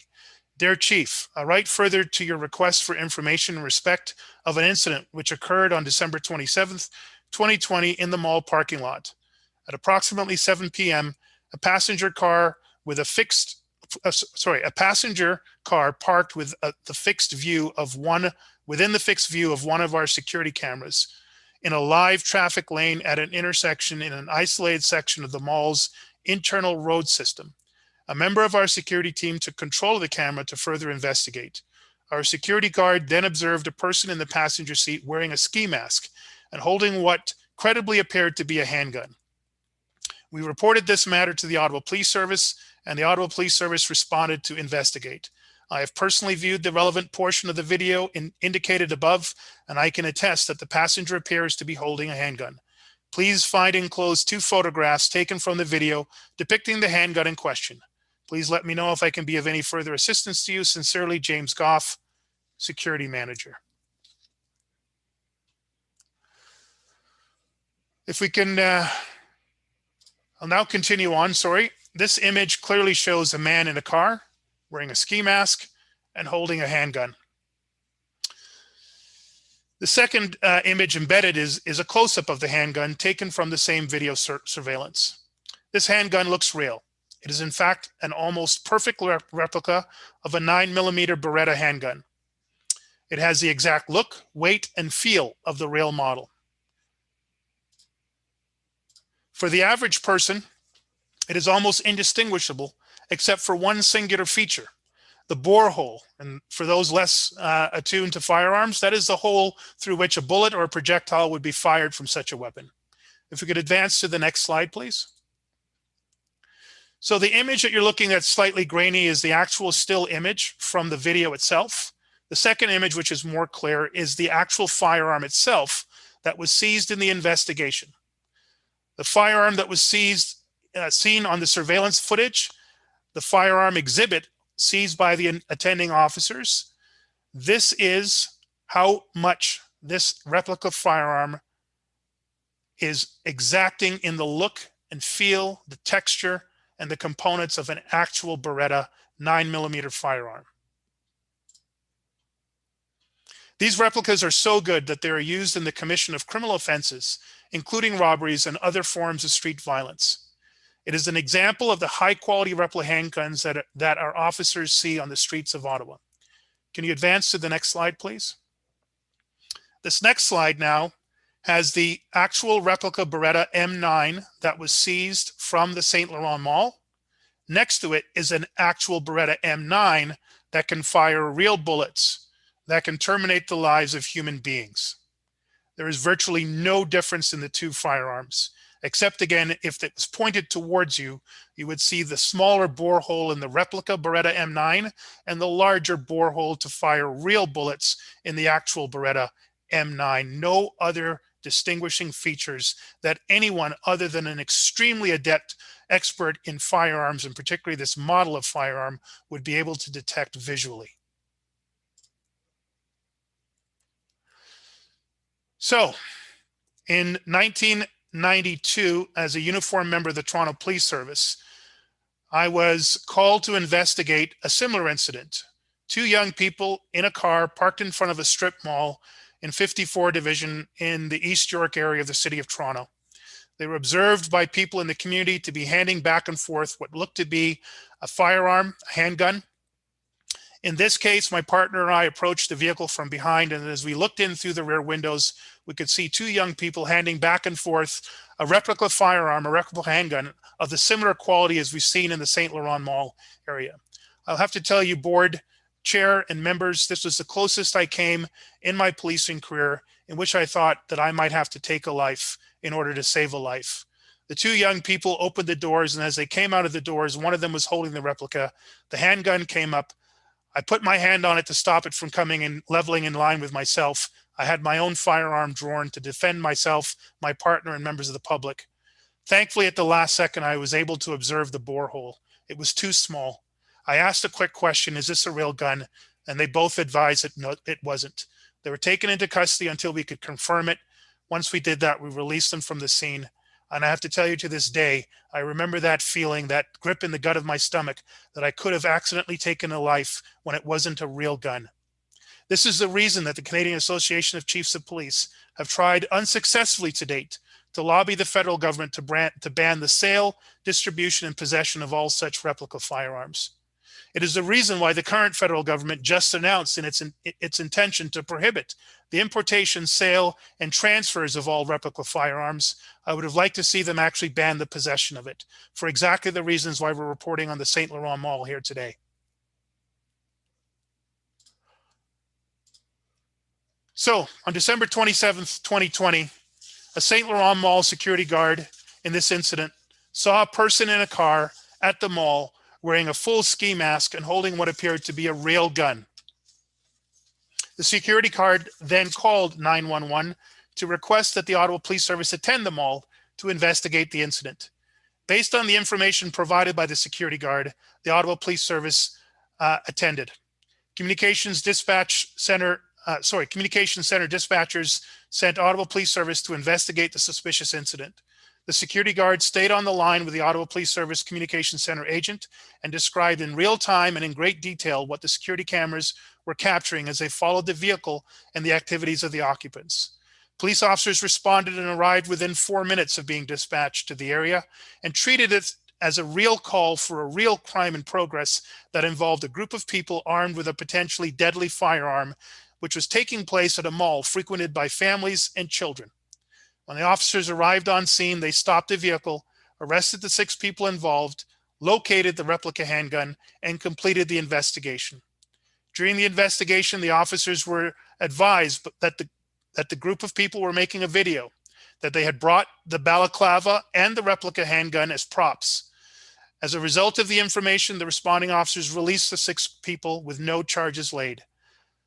Chair, board, the vehicle stop, the arrest, the location of the replica firearm and the balaclavas, the investigation and the release of the 6 persons all took place within 20 minutes. 20 minutes. All of the 6 individuals were spoken to by the responding officers, who advised them of the appropriate steps to take when planning to make videos using props such as firearms. This was done explicitly to the group to avoid any similar such incidents in the future. This included advising the group of the need to contact the City of Ottawa's Event Central to obtain a permit prior to filming such events. As 3 of the individuals were young persons, the officers drove them home to their parents. In the following week, a full review of the call was conducted, including a review of the 911 audio tapes and the St.Laurent Mall security video footage. The review of the mall security video by investigators confirmed what had been relayed by the security guard to our 911 call taker. All of our members involved in the call, including the communications center and the responding officers, acted appropriately and professionally in this incident, and I thank them all publicly for their efforts. Despite the facts in these incidents, there was a viral campaign of misinformation and, quite frankly, disinformation against the Ottawa Police Service. This took place in social media and in the community, and it was ultimately picked up by mainstream media, including national media outlets. In the days and weeks following, the Ottawa Police Service has repeatedly tried to reach out to the young people involved. Unfortunately, none of the 6 have taken us up on our offer. There are numerous people alleging police misconduct in this incident. Under my watch, Chair, the Ottawa Police Service will always cooperate in any public complaint to the board or to the Office of Independent Police Review Directorate. To my knowledge, to date, there have been no formal public complaints from anyone regarding this incident. 0 public complaints. This despite the fact that there have been repeated explicit explanations from the Ottawa Police Service and from the board themselves at the January meeting as to how persons involved in this incident could make a formal public complaint. Yet no complaints to date. There have been no formal complaints. There has only been an ongoing misinformation and disinformation campaign designed to erode the public's trust in the Ottawa Police Service. This is an unfortunate and unfair trend that we and other community leaders are seeing in this city. There's a seemingly organized campaign by some individuals to intimidate anyone who does not agree with their views on policing, as well as to discredit any organization if they're engaging with the Ottawa Police Service for any positive purpose. We have recently been hearing from our not-for-profit sector partners that they are now the target of this aggressive approach. This includes one group who is targeting our community partners involved in the mental health response strategy. Our community partners are telling us that they want to work with us, but they are increasingly afraid of being singled out and targeted by this campaign. They're being warned by these groups not to let the Ottawa Police Service support their grant proposals. They're not to invite the Ottawa community forums, and they are not to partner with the Ottawa Police Service to solve any problems. These negative activities are happening online and in open community meetings. They reflect quite often the hostility and intimidation occurring in and around the Ottawa Police Service board meetings. It's a disturbing trend that does not serve to advance a duty of care, public trust, or community safety and well-being in this city. We know that listening to the community's constructive criticisms while also engaging the community in difficult discussions must take place to improve the Ottawa Police Service. We are confident that most decent people will not be fooled by these disingenuous disinformation campaigns to undermine important community partnerships. And I have no doubt that we will work through this difficult period. The purpose of my message here is to ensure the board and the entire community that we are listening, we are changing, and we are working with our community to improve our service. If you could advance to the next slide, please. I want to now highlight some important police work being done by our service in relation to the overdose deaths relating to fentanyl. The COVID-19 outbreak is worsening the already deadly and ongoing public health crisis of opioid overdoses and deaths. It is having a tragic impact on people who use substances, their families, and communities across Canada and right here in the nation's capital. People who use substances such as opioids, cocaine, and methamphetamine are experiencing a number of increased risks, with several jurisdictions in Canada reporting higher rates of fatal overdoses and other harms. Last week, our Guns and Gangs unit conducted an almost 5-month investigation titled Project Avalanche that targeted known drug dealers of fentanyl in the city's West End. As a result, 4 people were arrested and 2 crime guns were seized, along with a large amount of fentanyl. In this case, you can see in the image, we seized purple fentanyl with a street value of $106,000. This enforcement approach is only one part of our work to support the overall overdose prevention strategy for the city. If you could advance to the next slide, please. In the past 2 weeks, our officers have responded to 12 calls for overdoses in our city, where 2 people sadly died, and 1 was successfully rescued when our officers administered Narcan. Since the start of the year, our officers have responded to 69 calls for reported overdoses, where they have saved 14 people from passing away. Last year, our officers successfully intervened and saved 115 lives with the application of Narcan. The Ottawa Police Service remains committed to education and prevention, working with our community partners to help reduce the number of overdoses in our city. Ongoing collaboration with city partners includes paramedics and fire services, Ottawa Public Health, safe injection site staff, area hospitals, and our healthcare and frontline workers across the city to help us to create a united and measured response to this terrible crisis.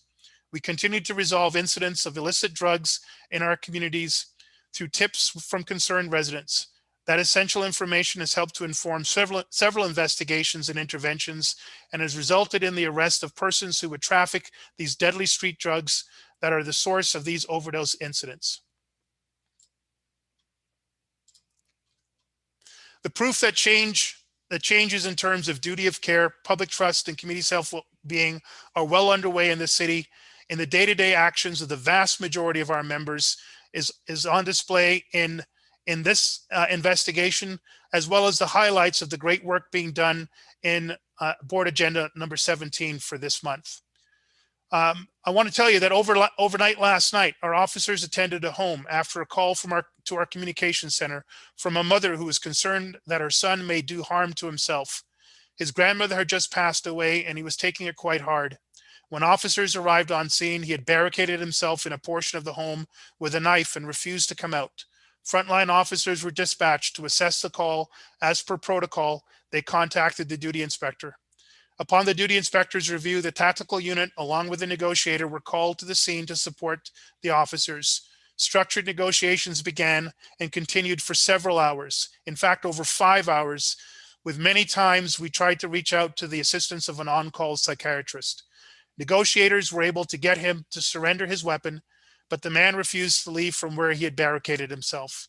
After nearly 5 hours of continuous negotiations, the man began communicating in a way that led officers and the psychiatrist to believe he was no longer a threat to himself or others.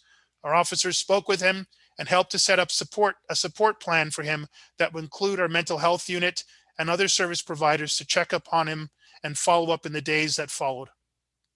Here's an overview of some of the many letters of commendation that we received from the community over the last month. Again, you can read all of them in item number 17 in today's agenda items. The first one, please pass on my sincere thanks to the officers in the unmarked black police car who pulled over a truck that dangerously sped past my car while going up a hill on a clearly parked no passing zone. As it was happening, I was thinking, where are the police when you need one? And there you were, right there in flash, right behind me. Thank you for being there to ensure the safety in our community while working under these difficult circumstances due to the pandemic. Our family is grateful to you and your fellow officers for your services that day. Here is another. I'd like to compliment Constable Scott Craig for his diligence after he was assigned to a police report filled about a dog stolen from a homeless man in Hintonburg. Constable Craig was compassionate in his dealings with the man, resourceful in locating the subject, and committed to resolving the situation, which he did within 15 days. I'd like to thank Constable Craig for doing his job in a way that exemplifies both compassion and collaboration.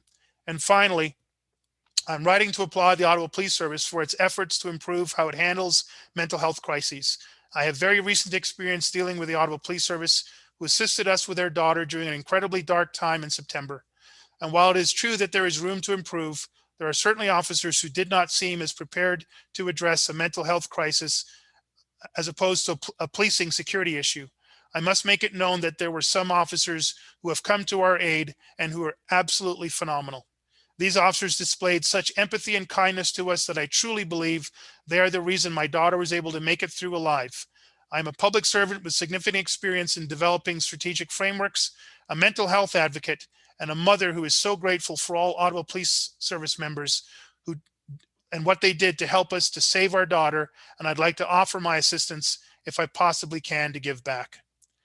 Members of the board chair, I thank you. This was a little longer a report, but we had to cover a lot of major issues. I'm grateful for your time and attention and happy to answer any questions you may have arising from this. Okay, thank you very much, Chief Sloly, for your comprehensive verbal report. And I think it was really important that you took the time this month to go over some of those issues that needed to be aired in a public forum. Last month, as the civilian oversight for Ottawa Police, this board heard an in-camera briefing on the issues surrounding the incident that occurred at the St.Laurent Mall.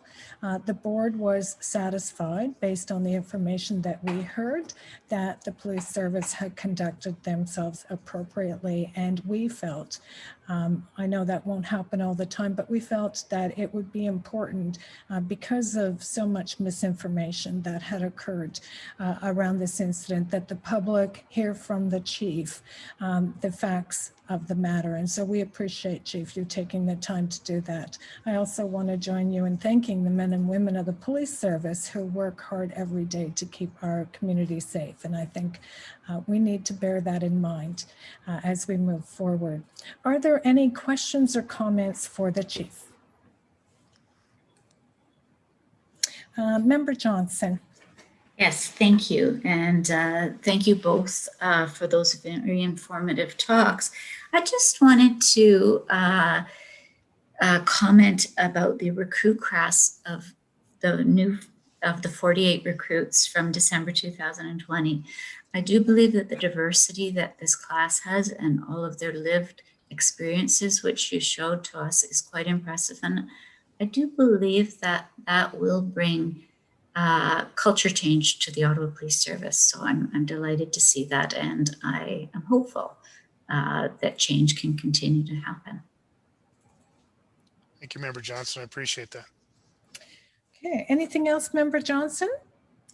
Seeing none, Member Smallwood. Thanks. Just back to my question. I just wondered if you could, if you had any comments. We have heard from a few members of the public about them suggesting that some members are wearing a thin blue line patch. And I'm just wondering if you could comment on whether or not this is the case, and if so, what is happening about it? Thanks very much. Thank you, Vice Chair Smallwood. Probably best to frame it this way. Over the past 6 months, you're aware that the service undertook a large reorganization. Part of that reorganization was to create a position called the Ceremonial Sergeant Major, as well as to overhaul our clothing and equipment committee to bring our uniform and equipment standards up to the present circumstances we find ourselves in. We want to make sure that we present the most professional image in every aspect, whether internally or externally to our community. It is why this week we have made major changes to our clothing and equipment standards. I will read in part from the changes that have just been initiated today. We are proud of the professionalism and integrity each of you demonstrate every day. To support that, we need you to maintain a consistent professional image, which is a crucial component in earning the public's trust and displaying our duty of care. As part of our ongoing evaluation of dress and deportment, we want to remind you that we all have a responsibility to maintain a standard of appearance consistent with the professional image of the Ottawa Police Service. As of today and effective immediately, uniforms and equipment are to be returned to the state, the original state they were issued through the quartermaster and the Professional Development Center. There are to be no additions, modifications, personalization, or other exceptions unless permitted by the chief via the ceremonial sergeant major. I repeat, no additions, modifications, personalization, or other exceptions unless permitted by the chief. This includes any patches that are not officially approved and authorized by the service, by this chief of police. Supervisors are expected to monitor and address any breaches to this directive. A new uniform care and maintenance policy will be in effect soon. We will continue to evaluate our uniform and equipment needs to align with the city and the province's community safety and well-being plan. Moving forward, the ceremonial sergeant major and the uniform and equipment committee that he chairs will consult with members in the community to meet those needs. If you have any questions, you can email Ceremonial Sergeant Major Steve Boucher or approach the office of the chief directly. Sir, I hope this directly addresses your concerns around a particular image that has been concern for members of the community, but our overall approach is to make sure that every aspect of our uniform and our equipment and our appearance matches the professional expectations of this service, this board, and our citizens. Thank you, Chair, with your permission. I want to make sure, I may have misheard, but you mentioned about the uniform must be returned in the same state it was given. I assume that means that it has to be worn during the course of their duty unmodified. I want to make sure it's not that they could modify it, then unmodify it and hand it back unmodified. Yeah, thank you, Vice Chair, for that clarification question.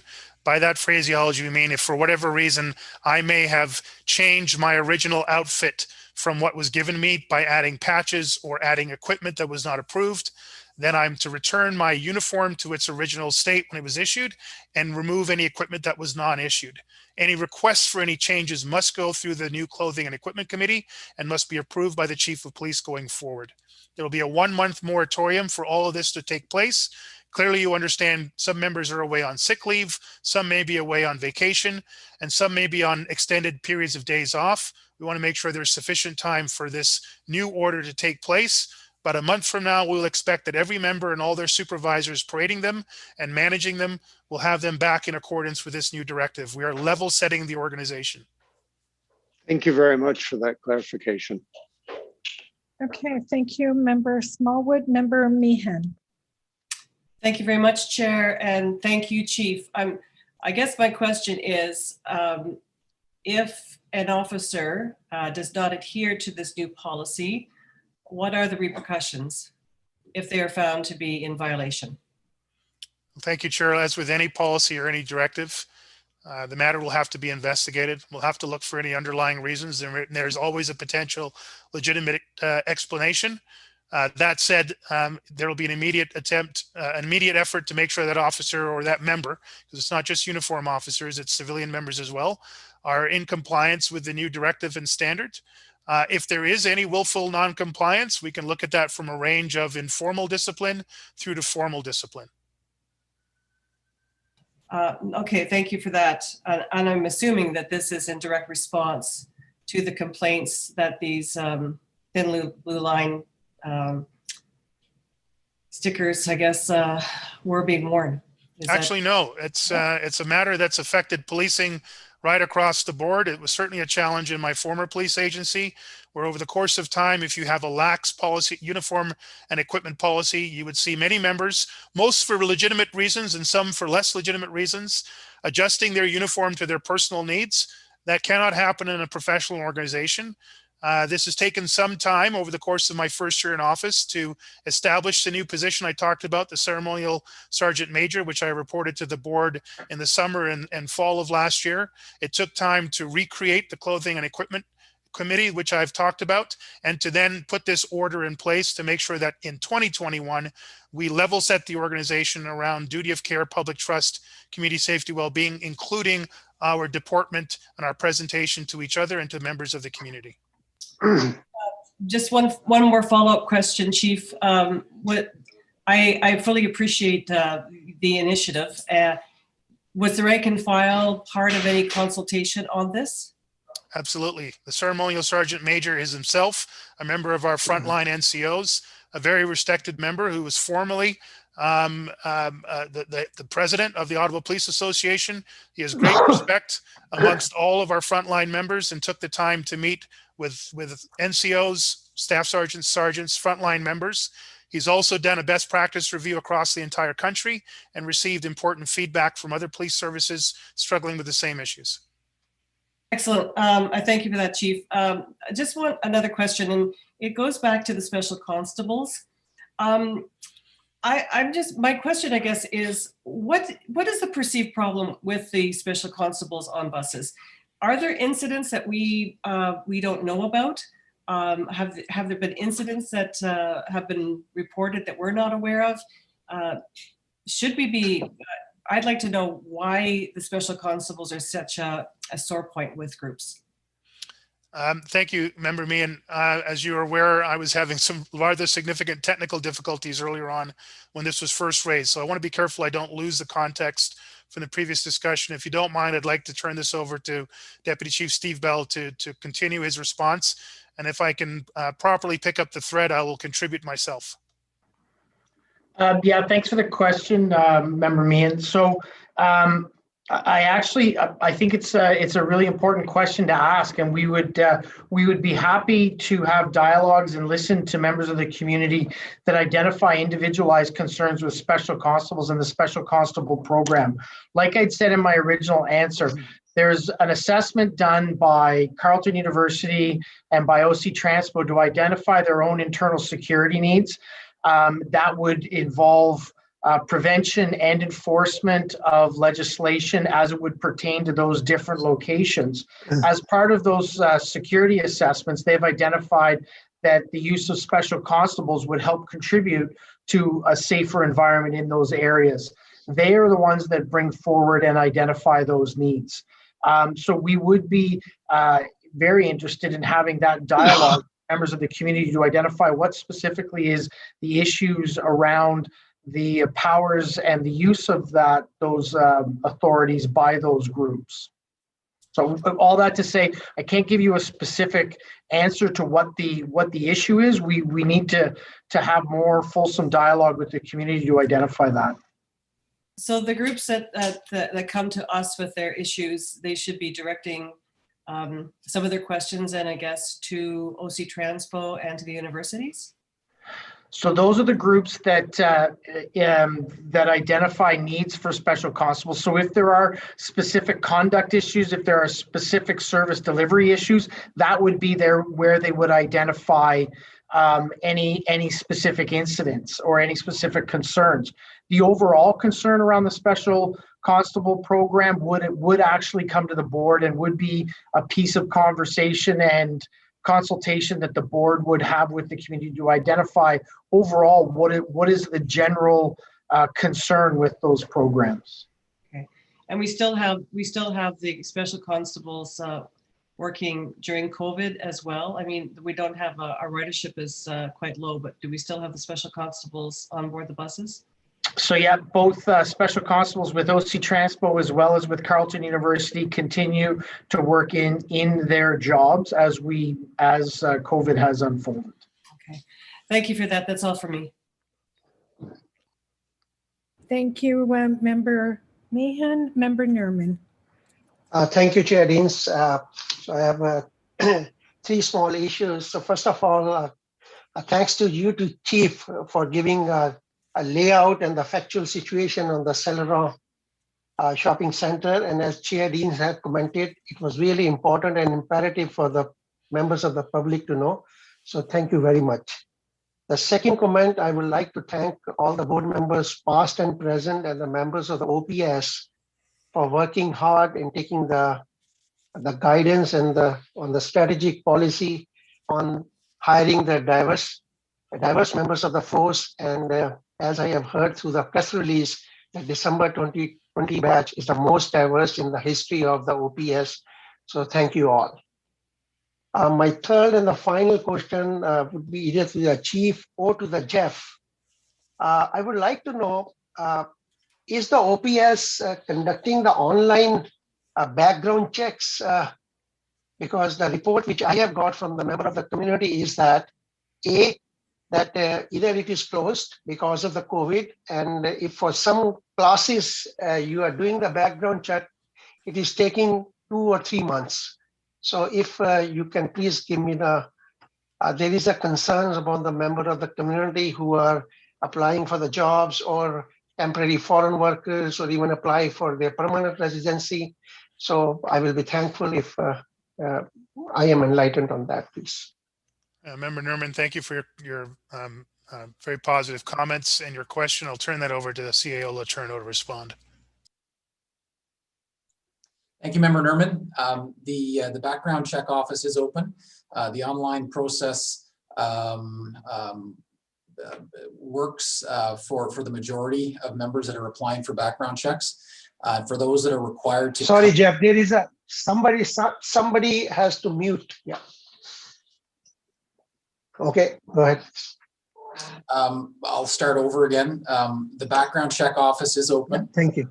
The online process it continues to function and functions as expected, and many members, up to 65 to 70% of citizens that use the online process, they get their background check turned around within 24 hours.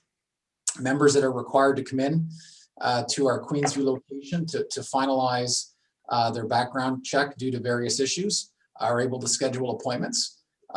Due to COVID restrictions, we are following, our background check office is following guidelines set by Ottawa Public Health in terms of to ensure that members of the public are kept safe as well as our employees are kept safe. So they are scheduling those appointments, and they have been prioritizing first responder and healthcare workers. However, they are scheduling appointments for members and looking to move members through.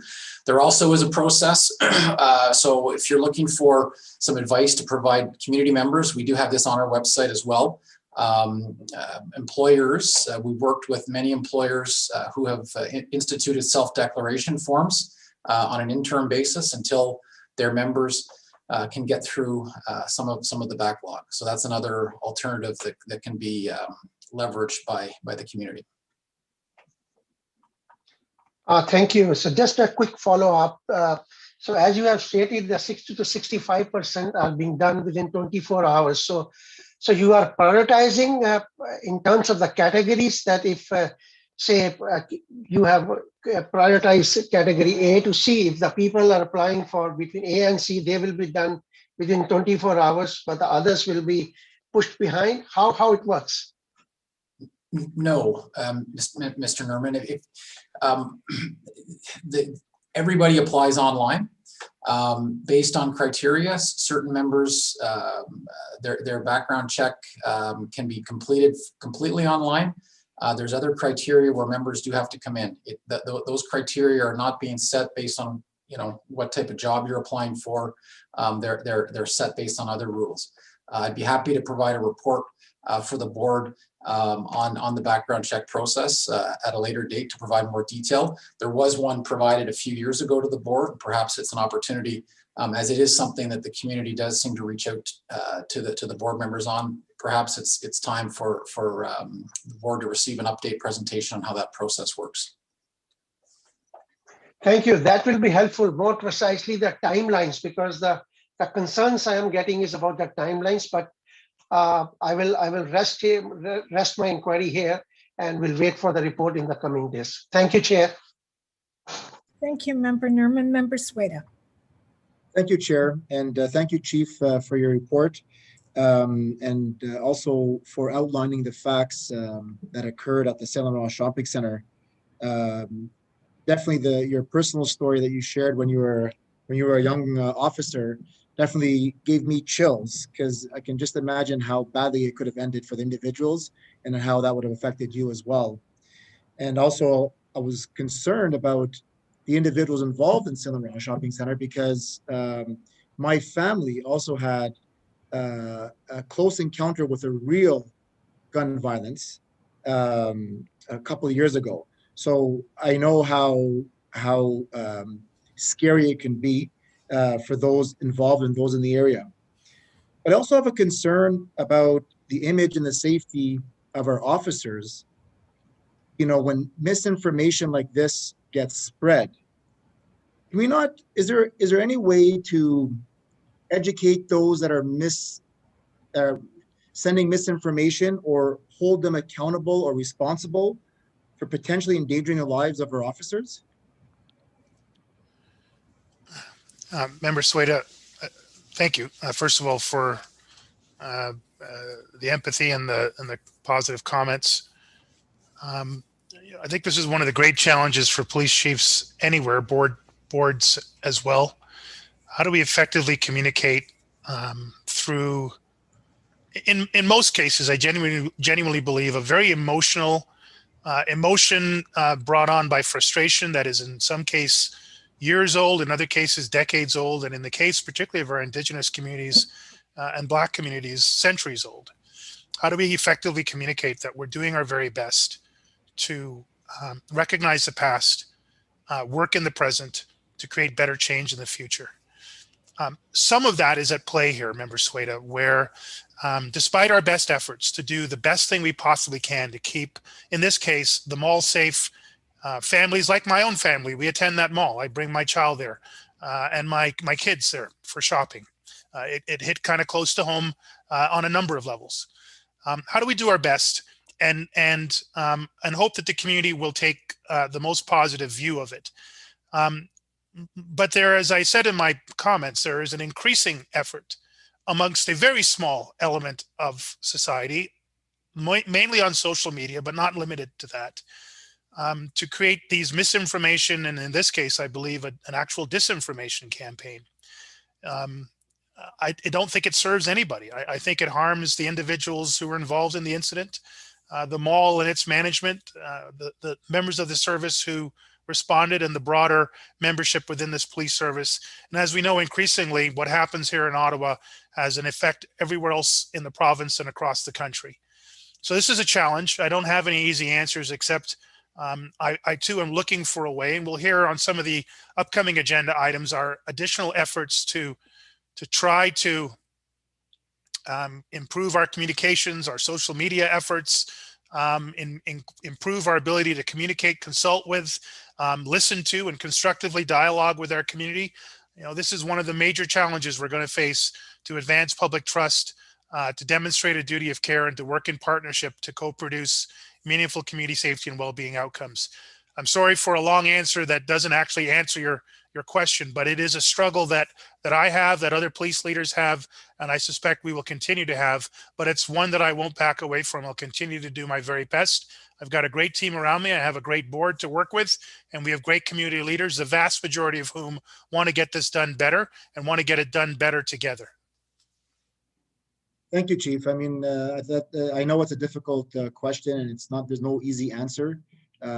It's definitely something that we have to keep in the forefront, because as I mentioned in my question, you know, this could have ended badly for the individuals doing that movie, and the image and the safety of our officers because of this misinformation really concerns me.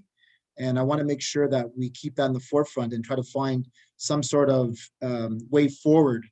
And I appreciate that it's not an easy, there's no easy answer here, but I believe that it's something that we need to keep attention on.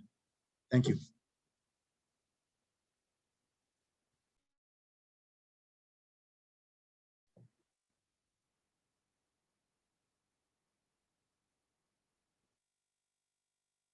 Sorry, thank you, Member Sueda. Member King. Thank you, Chair. And I just have two brief questions. One concerns the new policy on deportment. And this is really to follow up on Member Meehan's question around the uniform policy. I'm wondering if the chief can briefly outline the actual range of sanctions that can be implemented if a member is found to contravene the policy. Thank you, Councillor King. And at the risk of doing it, it depends. It depends.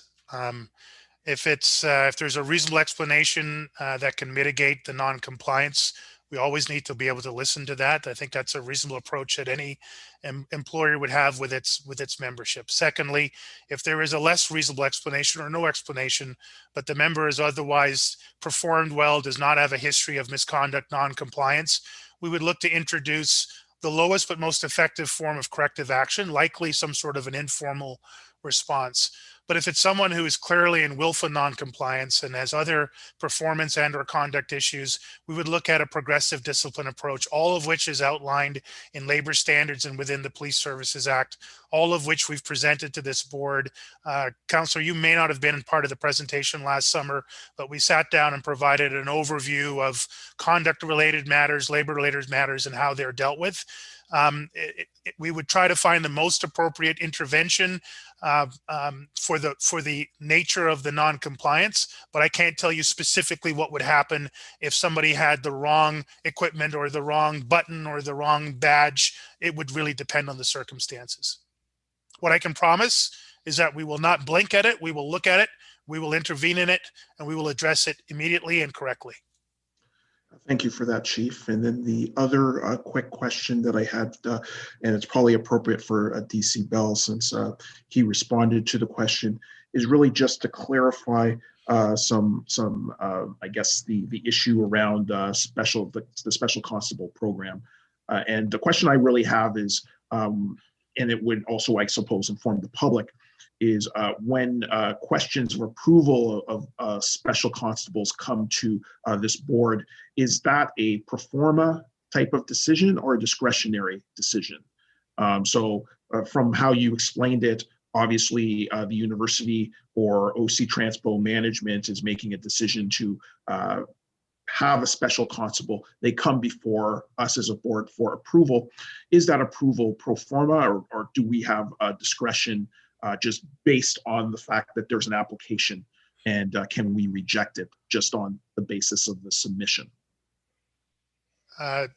Deputy Bell, I think I'm back up to speed on where this has come from and where it is now. Maybe I'll take a first run at it and then invite Steve to comment or clarify.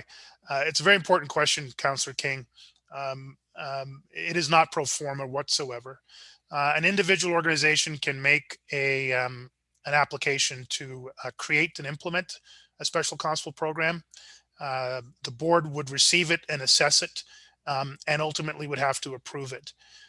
While there is a rolling automatic, a history within the organization, let me put it that way, of a rolling automatic approval to continue with a special program, the board can make that decision around how it chooses to manage that going forward.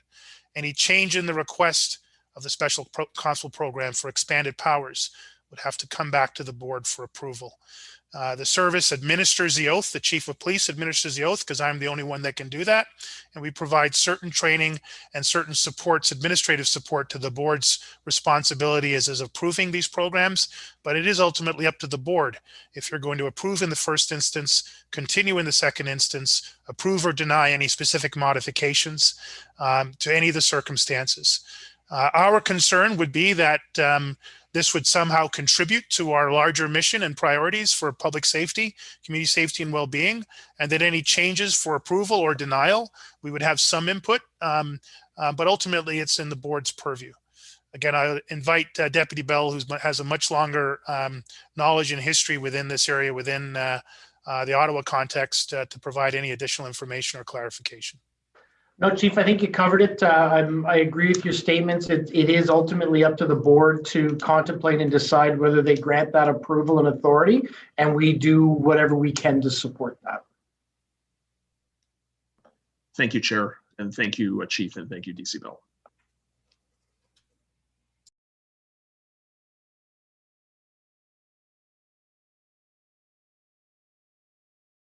Diane, you're muted. Thank you, Member King. Member Meehan. Thank you, Chair. Just a follow-up to that point, and it's kind of an interesting point. When we're presented with a slate of candidates who are going to be deputized as special constables, is there a work history? A file on these people if they've been involved in an incident? Should we know about it? You know what I'm asking? It's we're approving it. If it's ultimately our responsibility, what do we know about the people who we are deputizing? Are they go through the training, of course, but a lot of them come back time and again. So what do we know of them? Should we be knowing more about them before we do that? In this case, I will definitely lean on Deputy Bell and potentially other members to provide that level of detail for the local circumstances. Steve? Chief, I'll turn this one over to Jeff Letourneau, who actually is responsible for the individualized reaffirming of or re-swearing in or approval by the board. Back to Constable King's question, just briefly, just for clarification, Councillor King, my bad, I see you laughing. We are recruiting and hiring though, Councillor, in case you want a change of career. So Councillor King, your question was overall about the overall program, right? There's a distinction between the sanctioning of the overall program through the MOU as opposed to the regular approvals you get to re-swear in members of the Special Constable Group. I think Councillor Meehan's question is specifically around the individual reports that come forward, and your question was around the overall program. Is that correct? Yes. Okay, good. So that our question was directly accurate in responding to the overall programs. Councillor Meehan, we do. I'll turn it over actually to Jeff Letourneau to go into the specifics of the processes that we follow on an individualized basis as the oaths are renewed. So there's a 5-year agreement. It's identified in the report that the board has signed with Carleton University, and in that agreement, the university selects and puts forward applicants in accordance with its recruitment policies and any criteria identified by the OPS in the agreement. And so there's a Schedule A attached to the agreement that identifies the selection criteria that the board and Carleton U have agreed to as part of this process. So the university conducts its own background investigations as defined by those selection criteria and processes that are in the agreement and that were approved by the board. Anything else, Member Meehan? Well, just one more follow-up to that, Mr. Letourneau. So yes, they go through the background checks, but what about a work history? Going through a work history of if maybe they had, and I'm not suggesting that this has happened. I'm just putting this out as a hypothetical, that they had been known to use excessive force or there are reports that they've used excessive force. Would that be on a file? And if it is, like, would the university find out about it, and would we ultimately find out about it if we are going to recertify them as a special constable? Well, so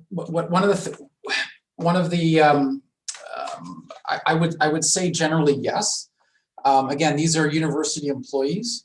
The rules associated with those employees remaining in their standing as special constables are set out in the agreement. One of the items that we've committed to do for the next board meeting is to bring a board report back for information for the board on the special constable program, to provide more information to the board that I think, because we can tell with the number of questions that we've received over the past few board meetings that this is something that is important to the board and important to the community. And so we'll be bringing back to the next board meeting a report for information that identifies all aspects of the program to provide you more information. Anything else? Is that it, Councillor? Yes. Okay. I do think it's a good idea if, Jeff, if you come back at the next meeting and perhaps give us an update. I'm hearkening back to my days as the chair of the Transit Commission quite some time ago now, and I know the importance of that program. There have been some significant issues on our buses and in our transit stations that have put the public at risk, and the Special Constable program has been an important one. I know for OC Transpo, when I was there, it was certainly very important.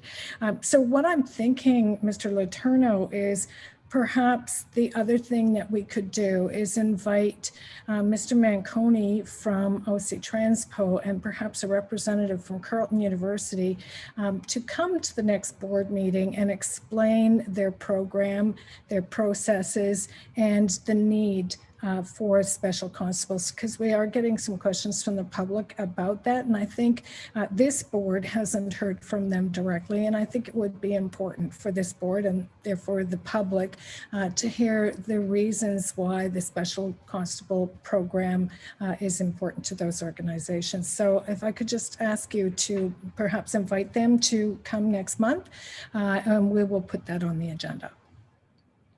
Thank you. Okay, anything else on the chief's verbal report? Seeing no one received on the report? Received. Thank you, Chief. Okay, moving then to item number 3, report on strategic planning surveys. And Chief, I will just turn this over to you. Thank you, Chair. I'm going to quickly turn this one over to, I believe is it John Steinbach's or Jeff Letourneau who's going to be walking us through this.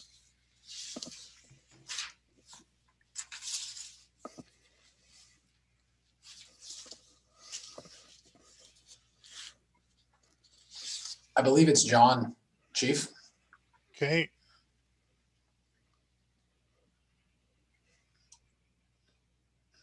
And while we have this awkward silence, Jeff, if you could stick your head out the door and just see if John has got the same technical challenges that I did earlier on.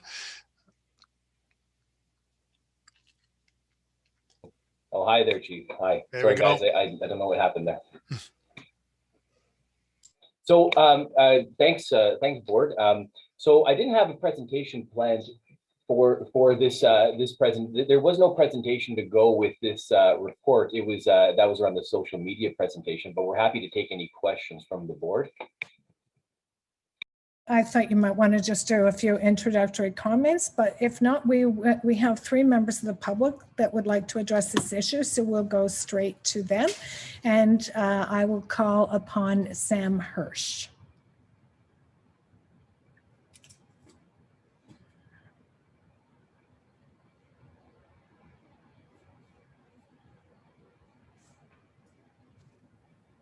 Hello. Hi, Sam. Hi, you can hear me?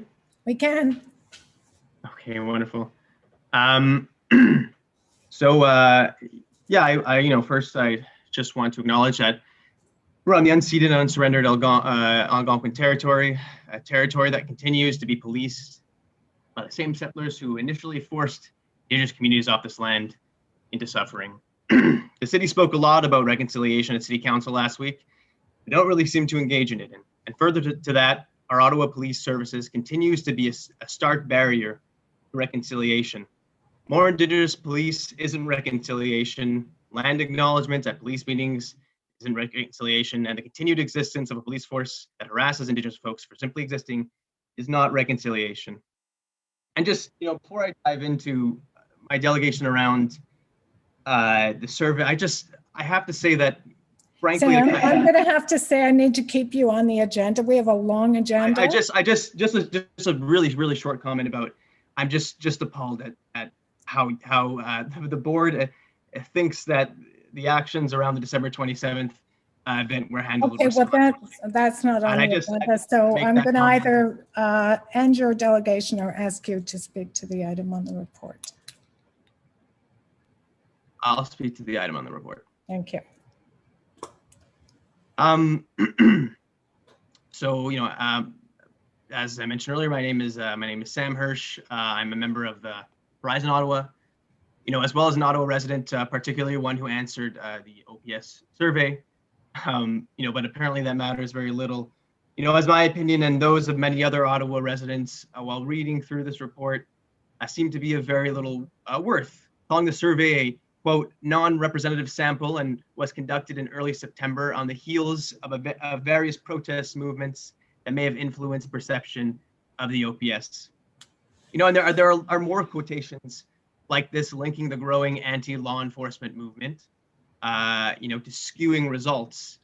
I don't really see, quite frankly, how a protest movement and how it influenced the population as something that makes a sample non-representative. There are many people involved in this movement, such as myself and many residents throughout this city, so I don't see how it's not representative. And you keep referencing that this problem, and in the report, it keeps referencing that this problem is simply a perception problem. It's not a perception problem. Why can't those in the OPS face the facts that you are not doing right by the community?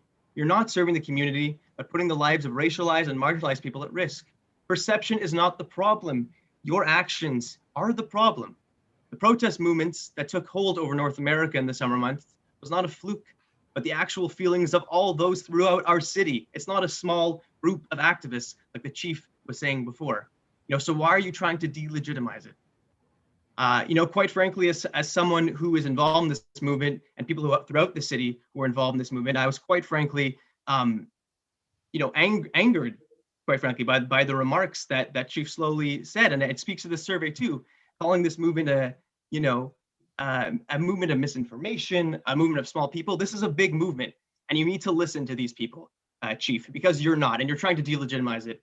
And quite frankly, we take our time to come to these meetings, to speak at these meetings, and you say you want more public consultation, but if the words that you just said before doesn't speek to that. It doesn't encourage. Okay, Sam, I'm going to ask you to speak to report. This is the report. It's related, but I'll go back to my point. I just as a resident, I was just offended, frankly, to hear the chief say those words. But so out of the 7,000 respondents, 91% of them were individual residents. And I don't see how that's not representative. There seems to clearly be an inherent attempt to delegitimize the results of the survey for the sole fact that the police don't like the results, but apparently residents are not, even considered community stakeholders. There's a lot of problematic things in this report. I know perhaps it was hard work to get it forward, but if the police say it's not scientific or if the results aren't what they want it to be, then how do they seek to make it more representative? I don't know how. The depths of unaccountability and unwillingness to accept the responsibility of OPS amazes me, and it's not new. It's a fundamental aspect to the organization.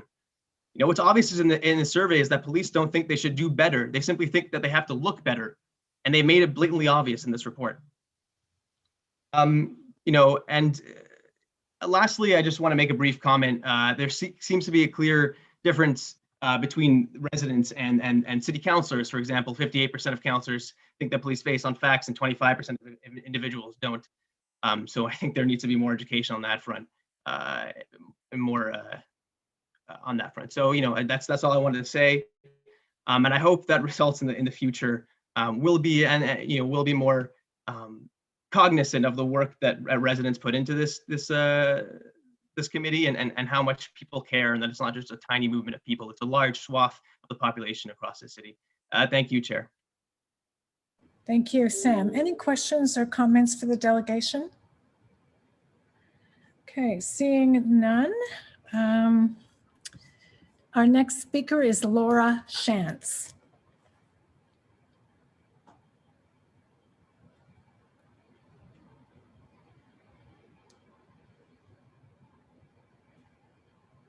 Is Laura on the call?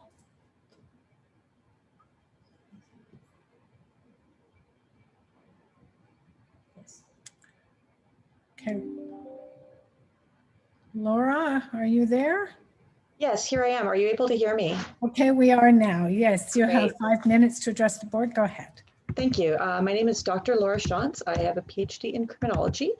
As I've mentioned before, not that this should really matter for my ability to give a delegation, but I kind of just want to highlight the fact I know what I'm talking about here. I want to start by I will talk about the report, don't worry. I just want to start by recognizing that it is Black History Month and that we need to be cognizant about the harm and traumas police here in Ottawa and elsewhere have inflicted on Black and racialized populations. Without a full acknowledgement of this trauma and without OPS's acknowledgement of their ongoing role in perpetuating this trauma, we cannot possibly start the long process of supporting the Black community in healing. Once again, I need to underline that putting Black people in police uniforms does not address the problem of racism in policing. I want to speak to the report on strategic planning surveys. My comments on Black History Month are related to this. I see many mentions in this report about how community perceptions are different now because of the Black Lives Matter movement and the murders of George Floyd, Breonna Taylor, Regis Karczynski-Paquette, Anthony Oss, Chantel Moore, and so many others. Reflecting on this in a sociological moment, we need to ask the question, are these new feelings among members of the public? Or are these the same feelings that have always been there, but have simply not been expressed because they are held by individuals and members of groups that often feel that the systems of power and oppression that surround them have no use for their thoughts and opinions? We do not see any breakdown or quantification of the survey responses beyond the three categories of mayor and council, community partners, and individuals. This is especially noteworthy when we see the document refer to demands for more police intervention, but we don't see any quantification of exactly who is asking for this or who is asking for this, where these people are, or any kind of context to let us understand. Similarly, if we could see some more context, we might understand how many people were asking for decreased police measures. This context would be very helpful in understanding the report. And we'd also really benefit from having a roll-up of the comment sections to have some qualitative information and some overall more granularity in the responses. Having just a few high-level comments doesn't tell us everything that happened in the survey.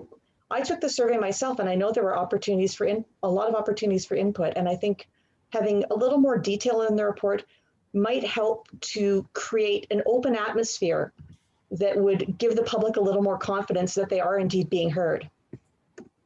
So I want to address quickly the idea that these comments come from a different place, or this is a different movement than what we've seen in past surveys.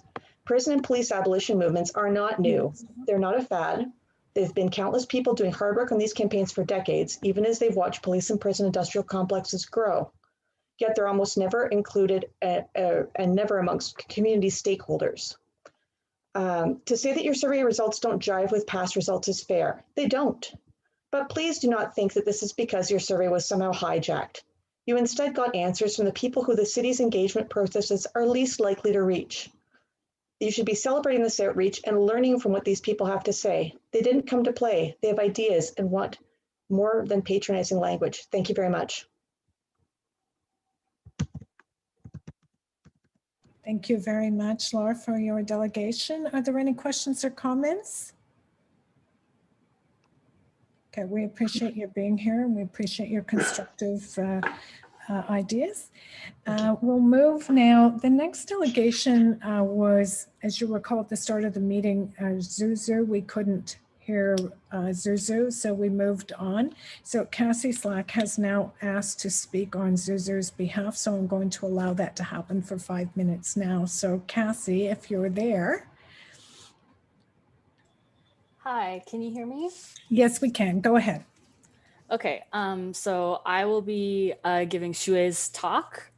So there's lots of eyes and stuff in here. This is not coming from me, it's coming from Xue.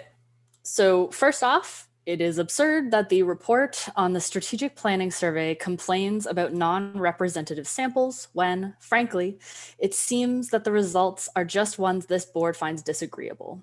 How on earth are individual residents not community stakeholders? As Farnaz said, far more people than just nonprofit directors have a serious personal stake in the decisions that are being made here, decisions that affect all of us. I said this already last time before this board, but once again, the popular use of white supremacist imagery among the police service should raise questions about the character of the people who see fit to identify themselves by it. Taking down those symbols does not change that. So here's the thing.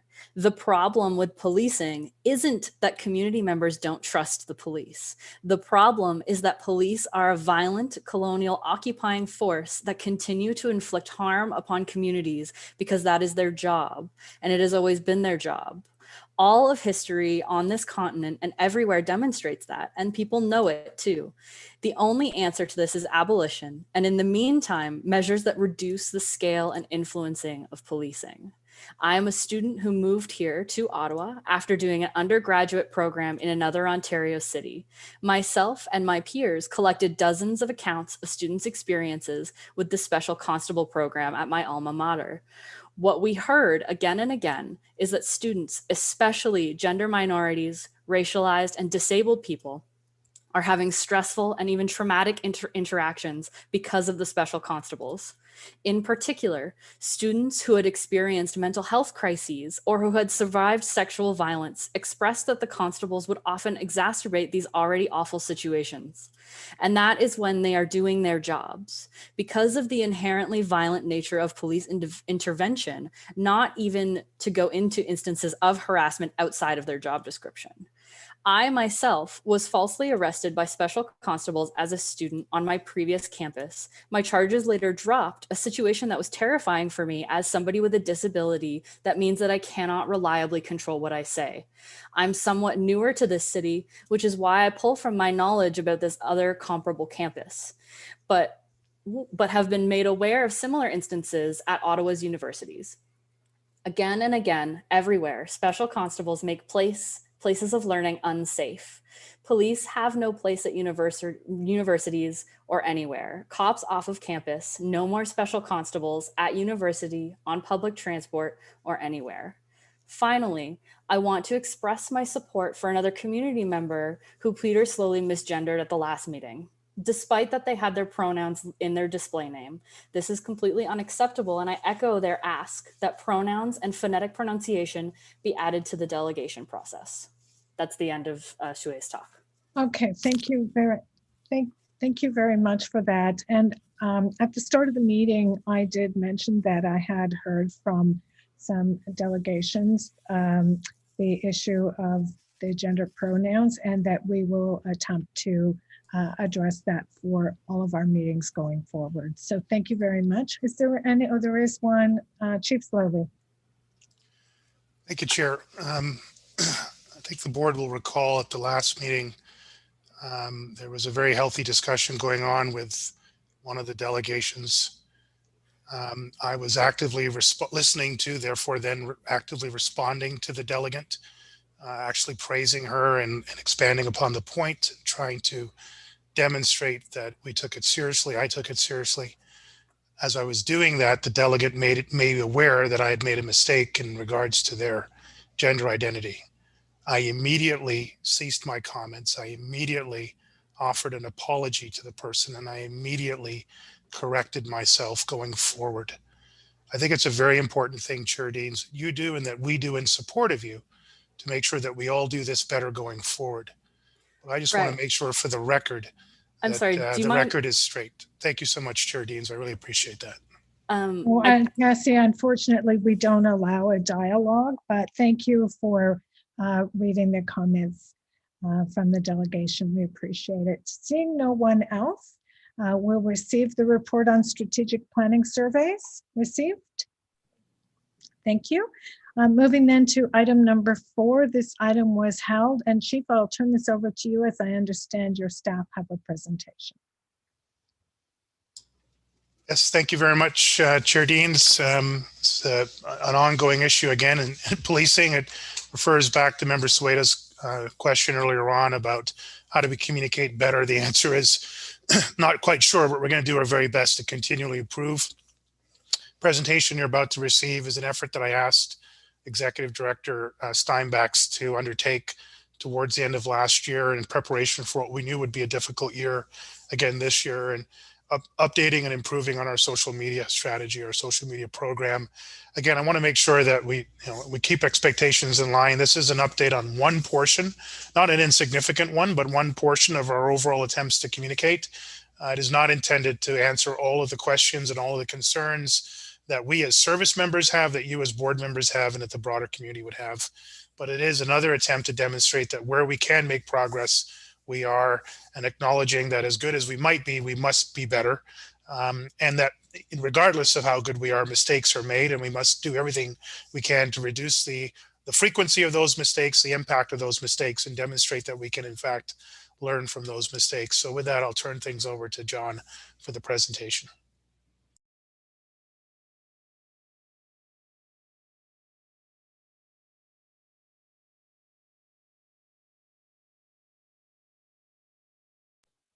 Sorry about that. I was challenged with the mute button. Thanks, Chief, and thanks, Board, for the opportunity to present this evening. I know our time's a little bit limited, so it's been a little bit of a long meeting, so I'm going to try to focus on some of the John, if you could speak a little louder, we're having trouble hearing you. Sorry, how about that? Yeah. That works better. So I know our time's limited, so I'm going to focus on some of the points board members and some previous delegates have mentioned in the past, just to go over some of the major points of interest. The purpose of the presentation— John, you're fading away again. You're going to have to really enunciate. Sorry, I'm having some issues with my headphones today. How about that now? Well, so far so good, but just speak loudly. Okay, so the purpose of the presentation is to give you an overview of our social media program, how we operate it, the rules and policies we have in place, talk about our learnings and successes, our governance and policy, as well as where we are going with the program. The Ottawa Police has had a strong and growing social media presence on multiple platforms since about 2012. These channels facilitate openness and transparency and provide a way to give residents information about police activities, build understanding, and participation in our decision-making. It's a key feature of our communications. It's never going to replace face-to-face dialogue between police members, and members of the community, but it does offer the ability to share important information effectively. The program is run by trained individuals throughout the service, and we have strong oversight. We are constantly evaluating and adapting our approach to meet the growing demands of the public. Over the years, the community has come to expect more information in a timely manner from the police service. We have worked to educate the public and inform the public on making the right call when it comes to reporting crime and directing people in need to the proper channels and resources. We're always focused on building trust with our community, focusing on issues related to duty of care and community safety. The accounts allow us to meet residents where they are online, and overall, our accounts have been very popular. Social media gives us a direct line of communication from the OPS to the people of Ottawa. You probably have followed us on some of our programs like Twitter, Instagram, YouTube, Facebook.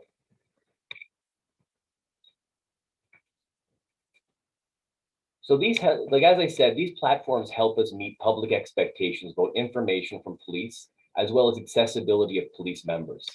They help us get information out to the public in real time on the platforms they use.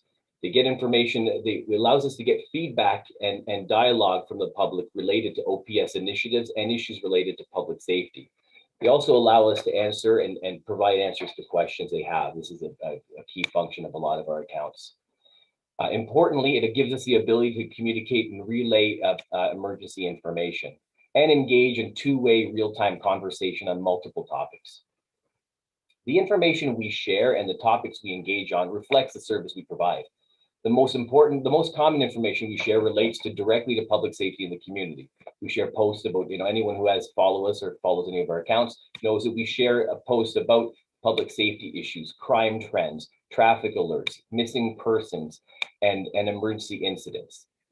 And we also engage in public safety campaigns on speeding, drowning, overdose prevention, robberies, and fraud prevention. So we know there are a lot of people out there and residents out there that have specific interests like, cycling, traffic, or issues in their specific neighborhoods. These aren't really, it's very difficult for our main accounts at Ottawa Police to delve in the detail that people want on this type of information. So along with our main account, we have just over 50 active accounts on Twitter and a handful of others on Instagram that have been approved by the service and are run by individually trained members.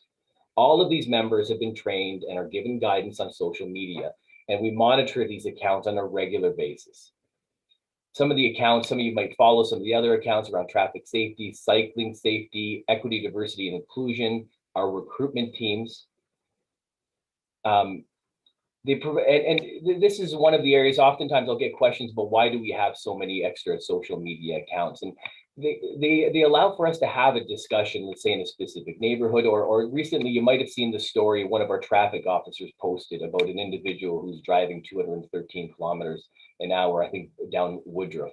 That one tweet generated a large discussion in local media and raised an issue that all of us seen during the pandemic about an increase in speeding. So we have an internal social media policy that governs the use of social media by individuals in their public and private lives. And you know, we do focus on making sure we're getting people can use social media, communicate with it. There's an expectations there. And we also have policy and practices and operating procedures for all of our approved social media accounts. We make sure that people know it's an official OPS account. We make sure that we monitor them to make sure they're active, that people are responding to some of the questions they're getting, etc.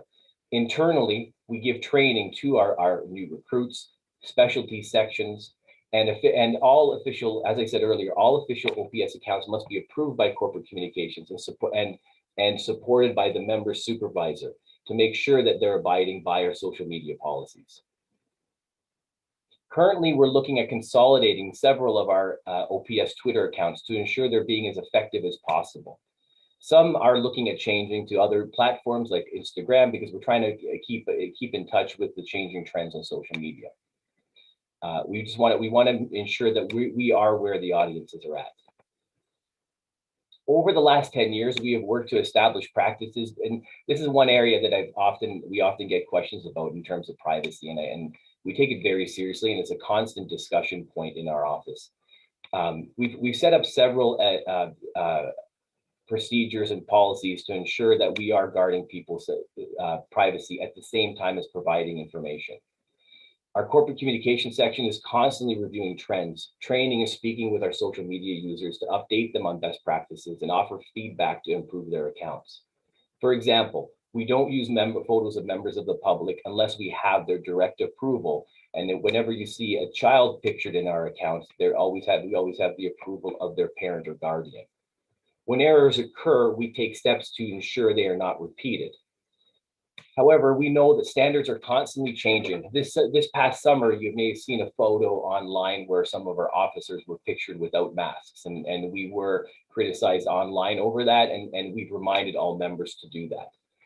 Now, we share thousands of posts every year on social media, from Instagram to Twitter, and we have had times when mistakes have been made, and content that was posted was deemed inappropriate or insensitive, and we immediately apologized and withdrew the posts.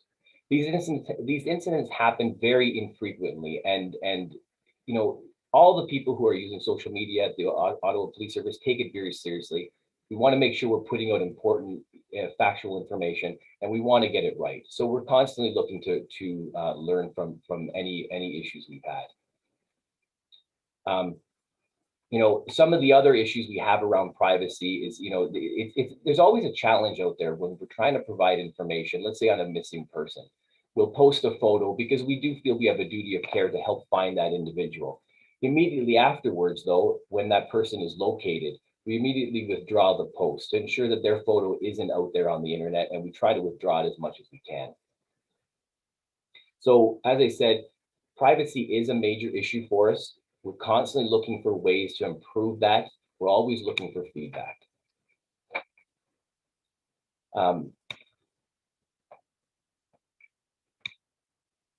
So in terms of the way forward, in terms of what we're looking at as we move forward, we're currently aligning our social media policy to the approach to change that the chief laid out earlier in his verbal report.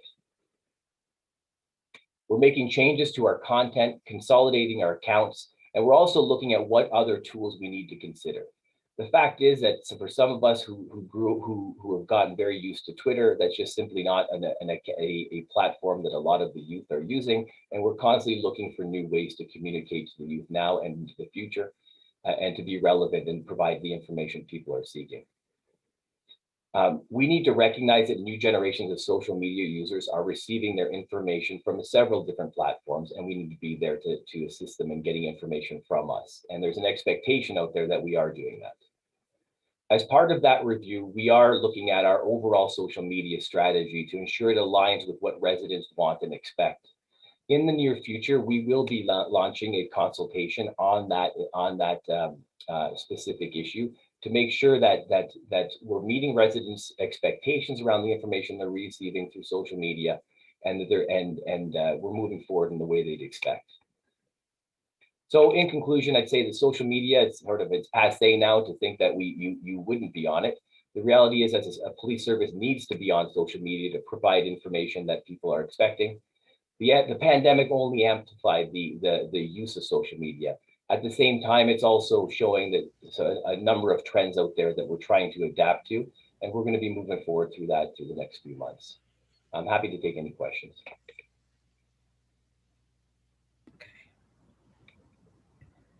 Okay, thank you very much. I'm not seeing my screen right now, so I can't see if any hands are up.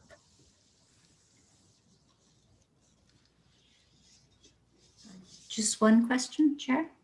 Yeah, go ahead, Member Johnson. Thank you. Thank you. I do think keeping a manageable number of accounts is important. So I'm glad to hear about the, consolidation you're discussing.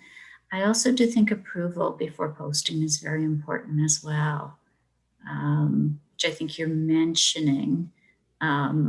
Is that a constant, like you can't post without approval, or are some people posting without approval? Yeah, so the issue of approvals, especially in a police service when we're working on a 24/7 basis and often sending out emergency information related to crimes in progress or emergency information, along with sort of information about our services. And we do have approvals in place, especially on our main accounts, where several individuals, depending on what the social media post is, view the post and approve the post before it goes out. At the same time, we're monitoring all of our accounts. Our members do go through training.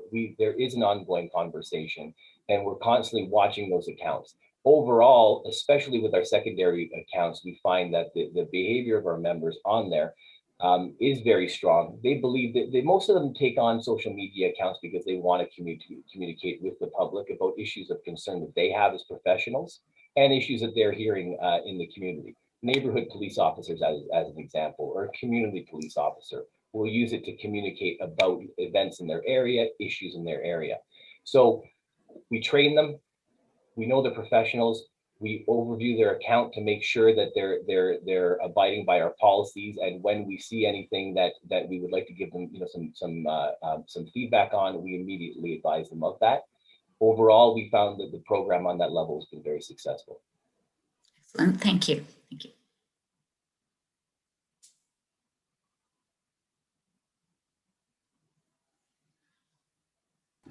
Okay, seeing no other questions, can we receive this presentation? Received. Thank you. Okay, moving on then to our next held item, the appointment of Special Constable Carleton University. We held this item. Just a reminder that individual complaints are not considered at the board meeting. There is a legislative public complaints process to deal with such matters through the OIPRD. There is one additional speaker on this item, although we have already heard some comments, but this speaker is Ward Vershave. I'm sorry if I mispronounced your name, Ward, but you have 5 minutes to address the board.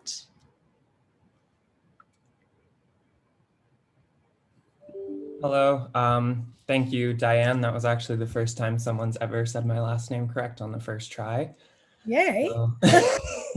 Thank you very much for that. So my name is Ward Vershave. I am a 5th year marketing student. Am I still here? Am I good? You're good. I can hear you, Ward. Sorry, it just jumped and I wanted to make sure I was still on. I'm a fifth-year marketing student at Carleton University. I'm here today to speak about the addition of more special constable forces on Carleton's campus. When I saw that this was in the plans, it's taken me to a very dark place, back to the lowest point of my undergraduate career. In second year, I was subject to scores of online harassment from members of Carleton's journalism school. This led me to nearly take my life. I posted a note and was planning on it, and that's when my friends came to rescue me. However, that's when a group of special constables arrived as well and separated me from my friends, took my belongings away, and left me in a room alone for several hours. They would come in from time to time, but while they were there, they wouldn't allow me to call my family, to have any food, to have any of my belongings. They berated me and said it was my fault for being mentally unwell, that I had placed my friends in a severely unfortunate position, and that I was a great inconvenience to them. Since I came forward with this story online this afternoon, I've been contacted by scores of students who've said they've had a similar experience with Carleton Special Constables. In the aftermath of my incident, there was no investigation by Carleton or their forces into the online hate or the the procedure into which I was taken into the room by myself for several hours. There were no repercussions for any of the incidences, and I spent the year flipping between taking my own life again and dropping it altogether because of the experience. Now, I know I've been trying to tread the line of bringing forward an individual example and staying away from that. I was aware of that in the email when I asked to speak, but I just want to ask why the OPS has absolutely no idea as to the vetting or the hiring process or the disciplinary process behind special constables at Carleton. That just doesn't seem like you have trust in your own forces or the forces there. And it seems like you're okay with Carleton essentially having a private police force to discipline students at their own whim. You say that you're not in charge of assigning special constables, but why are you okay with them having so little accountability until people all of a sudden started asking questions? It seems like this is another case of you being okay with allowing this to get by until you were caught and now shifting to just blaming other people. It seems that there should be more accountability for these officers who seem to have a lot of power into what goes on when people have mental health crises, including the one that I had. I just want to point out that after today, after I came forward, I have been receiving more death threats and online threatenings telling me that I should take my own life and that I should vanish. And it has taken me to a very dark place. And you might hear from my voice, absolutely terrified of speaking here today, but I just think that there should be more accountability into special constables on campus and in buses. That is all. Chair. Thank you. And I think I would, Chief, over to you. Yeah. Well, first of all, let's recognize Ward. Thank you for your sharing. My first concern, Ward, is if you are receiving threats of any kind, particularly death threats, we are available to support you. We can have a response that you feel is reasonable. But I don't want you suffering and I don't want you being victimized if that is taking place. I don't want you to direct you to our call center. So if you're willing in some other way to contact us, we will provide the best response we can to support you. In addition, if you are struggling with any sort of a triggering event or crisis, I'm sure that you have some supports around you, but if not, we can get some information posted to you on this site to provide you with some guidance and supports in the short term. But I did want to make that offer to you in order to address the most immediate concerns of what you've raised, in addition to the larger issues around the Special Constable program. Okay. Thank you, Chief. Is there anyone else that wanted to speak? Member Nerman. Thank you, Chair Deans, and thanks, Ward, for coming forward. Now, having gone through this item on the hiring of the special constables, and after listening to the views my learned members and the members of the command team, including the Chief, Chair, I have a proposal. I think we should be digging it deeper now on this very issue, and possibly a consultation, a joint consultation with the member of the community is warranted now going forward. I'm not saying within a week or 2 weeks, but I think we should be debating this issue now, because the member of the public's, the fear, the apprehensions they have. Now, Ward may be one of them, but there may be many more. As Member Meehan has said, and rightfully, that her concerns on this issue, I think we should be digging it deeper now to have a comprehensive policy and a consultation with our stakeholders and the members of the community. That is my suggestion. Okay, thank you, Member Nerman. Member Johnson? Yes, thank you. So just briefly then, because really I just echo Member Nerman's comments of how important it is to take a closer look at this. And then I just wanted to say, Ward, thank you so much for educating us about this tonight. We really appreciate it. It's how we can do better by learning from people. So thank you. And you know, certainly Chief Sloly has mentioned some supports to you. And I think it's really important to reach out. You have a lot to live for. So please reach out to those supports. Okay, thank you, Member Johnson. Seeing no one else, Ward, I am very sorry to hear your comments tonight that you experienced that. We have heard from a number of delegations tonight, concerns, especially around special constables on campus, but also at OC Transpo. So I did ask CEO Letourneau to invite both OC Transpo and Carleton University representatives to come to our next board meeting and to explain their program and to provide us more information. And I think the board is very interested in delving deeper into this issue and to ensuring that the special constables on that campus, if they are to be used in the future, are acting appropriately. So thank you for raising this with us. Thank you for your courage. And we will follow up at our next board meeting. And hopefully we can find a path forward that's more satisfactory. So thank you. If I could just say, like, for the sake of comforting the people here, like, I have reached out to OPS and I have like reported and informed them of what happened this afternoon in light of me coming forward with this. And I also I just really want to add this, and it was in my rant. I would like to know the rationale that Carleton had behind asking for more police officers when there is a several months long wait for access to therapists on campus, and those resources could have been spent on something like that instead. Okay, thank you again, Ward, for your courage and for coming out and speaking to the board. We appreciate it. So, members of the board, do you want to defer this item until next month? Defer. Okay. Yes. So, based on the comments that we've heard tonight, we're going to defer this item until our next board meeting, and then we'll make a decision at that point. So carried on deferral? Carried. Carried. Thank you. Okay, moving then to item number 9, 2020 to 2022 EDI Action Plan Update. Chief, I'll turn this item over to you to introduce the presentation.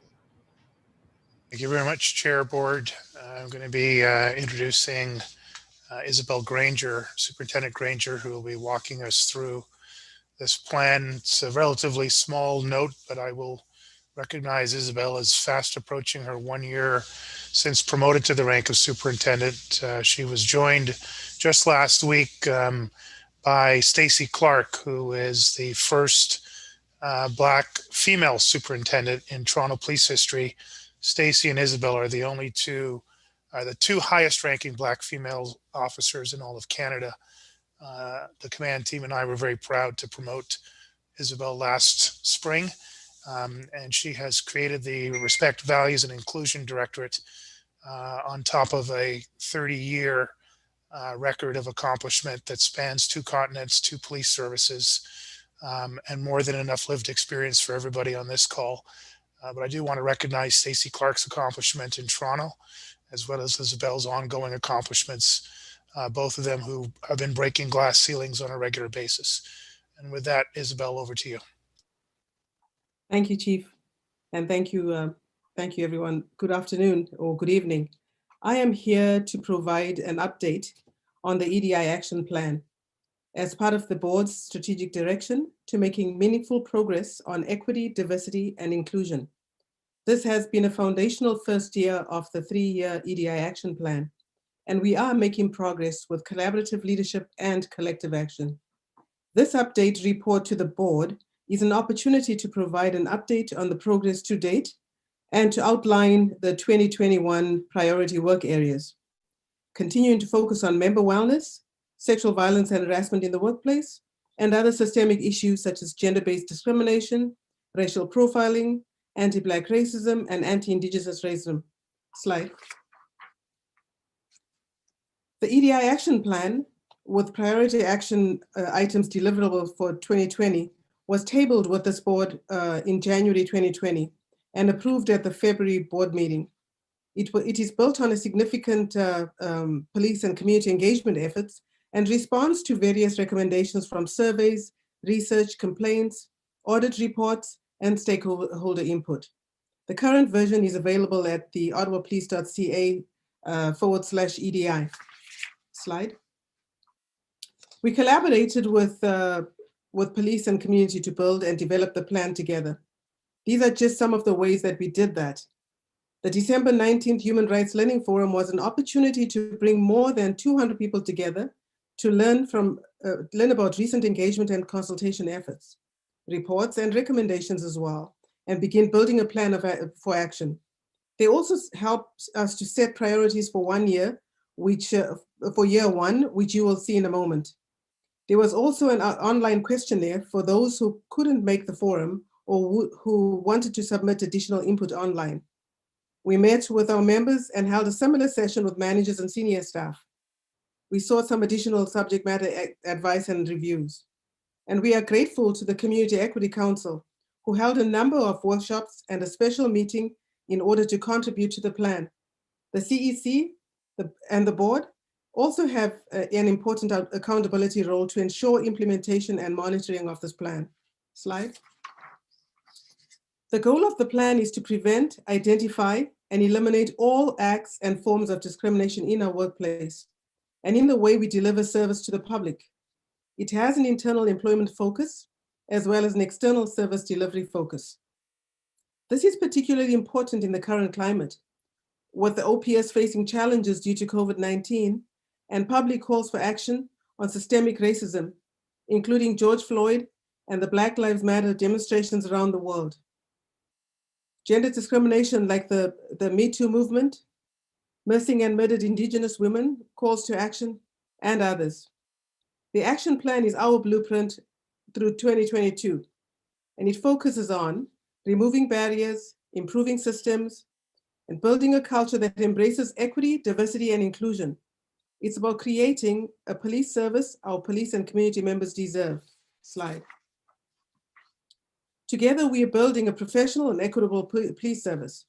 Represented by the House image, the plan includes key focus areas of work, including community and service delivery, workforce diversity, EDI competency for all members, and inclusivity and other member supports. These areas of focus are supported through leadership commitment and foundational coordination of initiatives and processes. Slide. The EDI action plan is built on significant police and community engagement efforts and responds to various recommendations from surveys, research complaints, and audit reports. The plan contains 10 priority action items. Year 1, 2020 focused on building the foundational elements in partnership with Community Equity, in partnership with the Community Equity Council, city partners, and other stakeholders. Slide. The board report provides a more detailed update on the 10 priority action items. This is a quick snapshot on the completion rates for the 10 items in terms of our focus for 2020. While there have been some delays noted by COVID-19 and the current environment, we are making great progress. Close to 3/4 are 80% complete. Together, we are making much progress in our first foundation year of the plan. The level of work and commitment by superintendents and their teams across the organization is unprecedented. Much of it is in partnership with city partners and community stakeholders like the Community Equity Council. For example, Superintendent Chris Renwick led the reintroduction of the hate crime section to improve response and support to impacted communities. This is almost complete. The hate crime section, reintroduced on January 23rd, 2020, has completed major activities including section realignment and staffing, as well as major partnership work with United for All that includes the hate crimes detective on rapid response team. Superintendent Renwick is also co-chair of the Community Equity Council's Anti-Racism Committee. Superintendent Mark Patterson is leading the action item to update outreach recruitment and background check processes in order to remove unintended barriers and increase competitive applications. The outreach recruitment team is making significant progress to remove barriers and improve recruiting processes, including changes to the background processes as well as training, fitness testing, and the interview process. Overview of improved processes and early success indicators were presented to the board last March 2020. The highlights include replacing the ATS testing with a more local, inexpensive approach that is also later in the process has created a much larger diverse pool of candidates because we remove barriers to applying like cost, accessibility, and time. Background investigators are provided with human rights and unconscious bias training. The background stage is not the last and final stage of the process anymore, but it is a report considered and reviewed by a team as part of the decision-making process.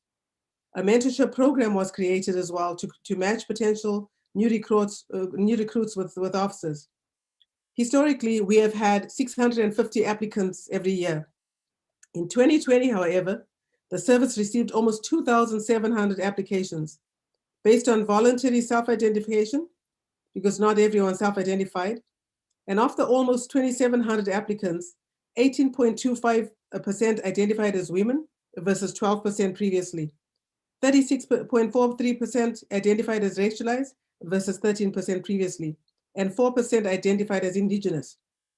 The December 2020 class, as was mentioned earlier by the chief, is the most diverse class in the history of OPS, as 40% are women, 6% Indigenous, and 50% identified as members of racialized group.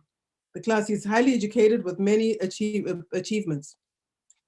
Superintendent Dunlop is leading the community policing enhancements, including the planned expansion with 3 additional neighborhood resourcing teams last year, the NRTs. An evaluation is being carried out by Dr. Linda Duxbury. And additional activities include a review of the school resource officer program and continued work with the City of Ottawa and stakeholders of the Community Safety and Wellbeing Plan. Superintendent Joan McKenna and I are co-leading the special project on addressing sexual violence and harassment in the workplace. A number of updates were presented to the board last year, including the announcement of a third-party reporting process with Ruben Tomlinson that is currently underway. As superintendent in charge of the Respect, Values and Inclusion Directorate, I am pleased to report that the new EDI unit is up and running. The new EDI specialist, Ms. Alexandra Cheramida, officially joined OPS last November. Lori Fenton led the development of the EDI action plan, which is guiding the guiding strategy for the section and this work across the organization. The section is currently working on priority action items and leadership coaching sessions, as well as a custom EDI lens toolkit for the organization and other partnership initiatives, in addition to ensuring the coordination and monitoring of the plan. Last fall, we held the first EDI leadership session, which included, actually that was the second one, included a global human equity strategist and author, Mr. Peter Trevor Wilson of the Human Equity Advantage. And prior to that leadership session, senior staff also attended a session with the Community Equity Council leader, Mr. Gerard Etienne, on understanding EDI and systemic discrimination. The intercultural inventory assessments are currently underway, and a session to debrief those assessments will be held on March 11th next month. We also continue to focus on our work to improve employee wellness, expanding employee resource groups, and we'll continue to work on improving mental health response and community safety and well-being. The OPS is also continuing with collaborative leadership work to address racial profiling concerns with a number of partnership projects and activities that are outlined in the attached progress report. The review of the racial profiling policy also began last fall. Slide. In addition to the 10 priority action items, there were 20 other operational EDI tasks and activities that took place in 2020, and those included committee representation and partnership work with the Aboriginal Working Committee and City Reconciliation Plan, new City of Ottawa Anti-Racism Secretariat, United for All, and Equity Ottawa, as well as partnership work with Ottawa Coalition to End Violence Against Women to address violence against women and improve service delivery. We also recognize a number of International Day events like Black History Month, International Day, Women's Day, and International Day Against Homophobia and Transphobia, and Pride Week. Another OPS member engagement survey was conducted in the fall. And of course, the 6th Annual Human Rights Learning Forum was held on December 10th, very well attended, and it coincided with International Human Rights Day and focused on the topic of systemic racism. Slide. And here's another high-level outlook at key focus areas for 2021 that are outlined with more detail in the progress report and aligned with the board's strategic direction and the 2021 change budget. Priority work will include a culture change strategy focused on the duty of care, community safety and well-being, and public trust. EDI is a fundamental overarching approach that will drive our decision-making and change.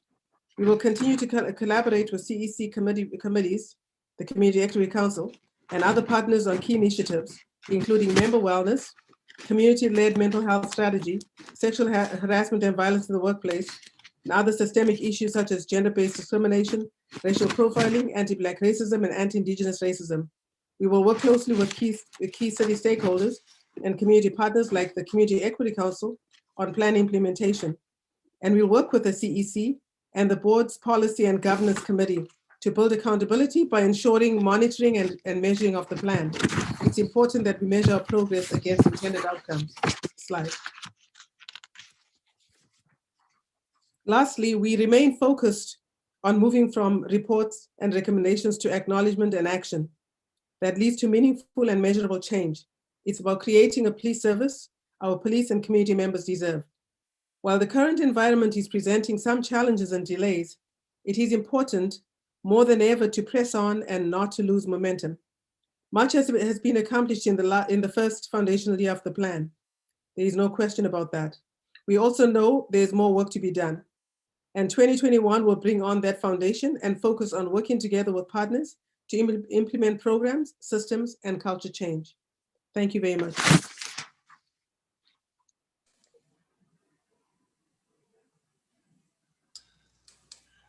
Chair, just as we're returning the mic back over to you, I just want to again thank Isabel, her tiny mighty team in the RVI Directorate.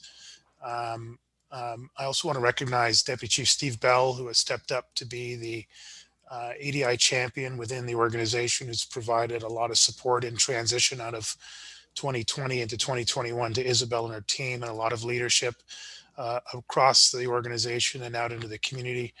And I want to also recognize, despite we're not where we need to be, this command team, this executive team, and the senior leadership team has come a long way in a relatively short time on this particular topic.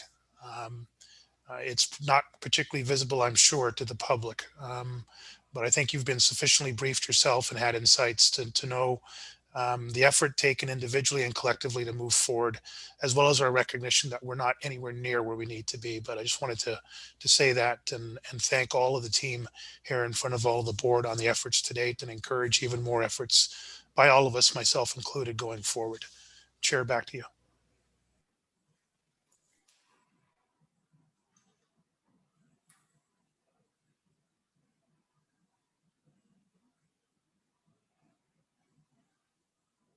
Sorry, I was talking away, not realizing I was muted. I just wanted to thank you, Chief, and especially you, Isabel, and your team for all of the hard work that you are doing on this file. It's important work, and we appreciate your many efforts. We'll start with Councillor King. Thank you, Chair. And just to start off with, I really do want to commend the Chief and the leadership team on the reestablishment of the hate crime section to really enhance response to hate crime incidents and provide support to impacted communities. I know that that was tremendously important, and that many Black community members were actually involved in that effort, and were really pleased at that announcement last January, especially in the wake of many incidents of hate crimes. One that really shook the community literally a month after I was elected, where a family in my ward was unfortunate recipients of hate crime. And noting that there has been a 67% jump in reported hate crimes in Ottawa since 2017, it's very important for us to have that response. So I really do want to commend the work of the Chief and the leadership team there. The question I had really revolved around the role of the CEC, and I know that has been evolving, and I know that the staff has spoken to that, but I was wondering if we could provide a little bit more detail as to how the Community Equity Council is involved in the shaping of some of this EDI policy, which I think is somewhat of a departure from the first days of the CEC. So I was just wondering if there could just be some brief elaboration on that. Yeah, I'm going to thank you, Councillor King, for the kind words, and I'm going to turn this over to Steve Bell, both EDI champion as well as co-chair on Community Equity Council, to provide a response to that. Steve? Yeah, thanks, Chief. Thanks, Councillor King.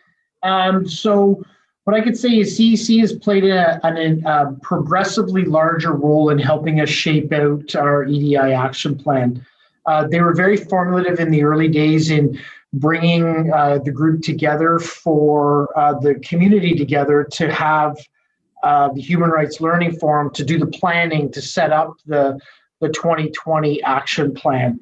What we've done since that establishment is we've actually developed a subcommittee of the CEC that deals directly with contributing to the forward progress on our EDI action plan.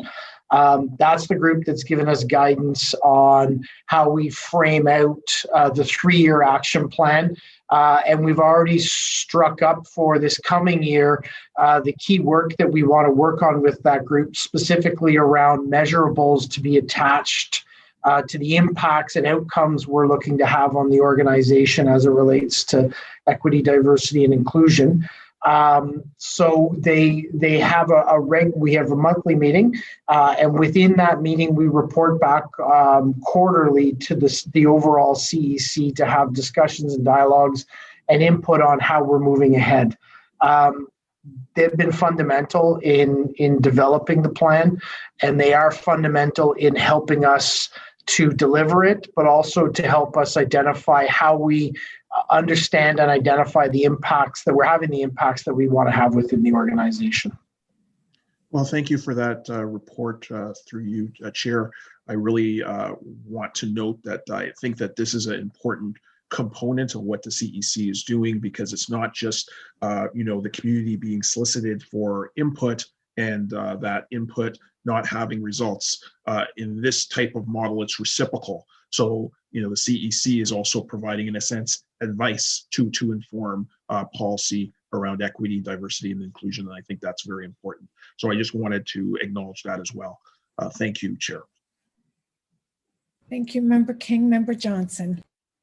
Yes, thank you. So Superintendent Granger, that was a excellent, fantastic presentation, and that is a really broad and comprehensive program, and it's really impressive to see the progress on the 10 priority items. So, congratulations to you and all the team that's involved in that. And really, as we come up to International Women's Day, this year, which is March 8th. The theme this year is Achieving an Equal Future in a COVID-19 World. So thank you for this presentation so close to that important day that's coming up. Thank you, Member Johnson. Member Nerman. Thank you, Chair. Thanks, Chief and Superintendent Granger, and of course DC Bell for doing a wonderful job. This is an issue which is definitely close to my heart, and as also to the fellow board members. So I have one request to you. You know, as a members of the board, we have an inherent obligation to oversee and provide the strategic policy and directions to the OPS. And it is, I personally feel, and it should not be assumed that every board member is aware of the issues, underlying issues, I will say, which involve systemic racism, systemic discrimination, or systemic bias.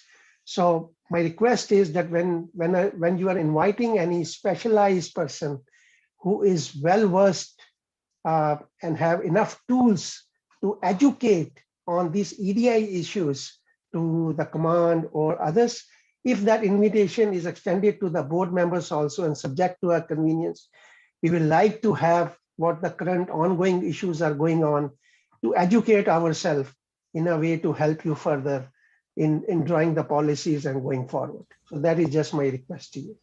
But great job. Thank you very much. Chief Sloly. Thank you very much, Member Nerman. We appreciate the enthusiasm and the practical support you and other board members have provided in this area. It speaks to the motion that came up last month that would more formally connect you as the board's rep and Councillor King through the Anti-Racism Directorate to our efforts that Isabel is leading and that Steve is championing in the organization. That is a given that will only increase our ability to communicate, coordinate, and advance. It's not just in the police service, but across the city as well.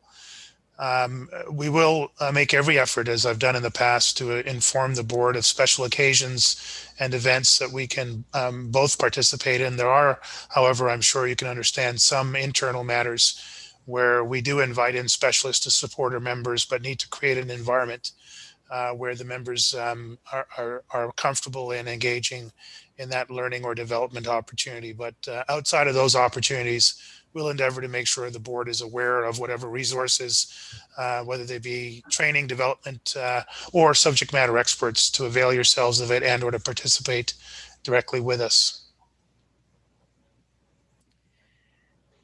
Thanks. Thank you, Chief. Well said.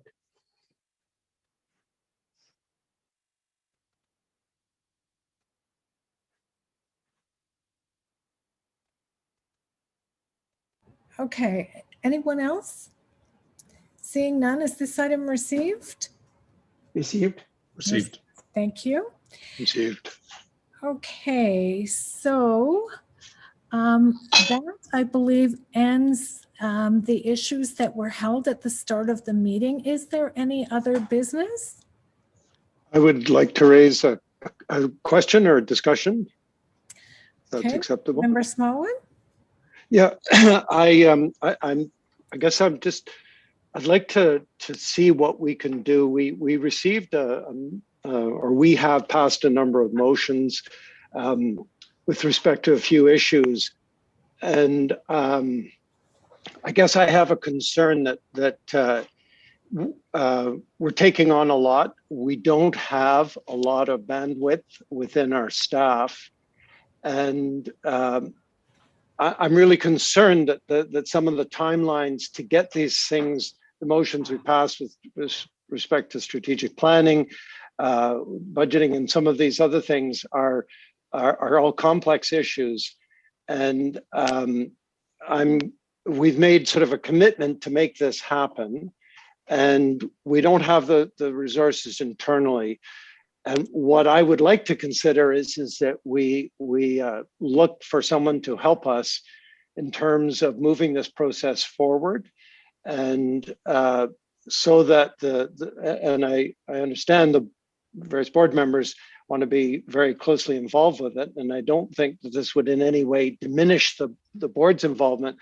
But I'm a little concerned that we've passed some motions and now we've got this board meeting, and then it's going to be a month before we even have another board meeting.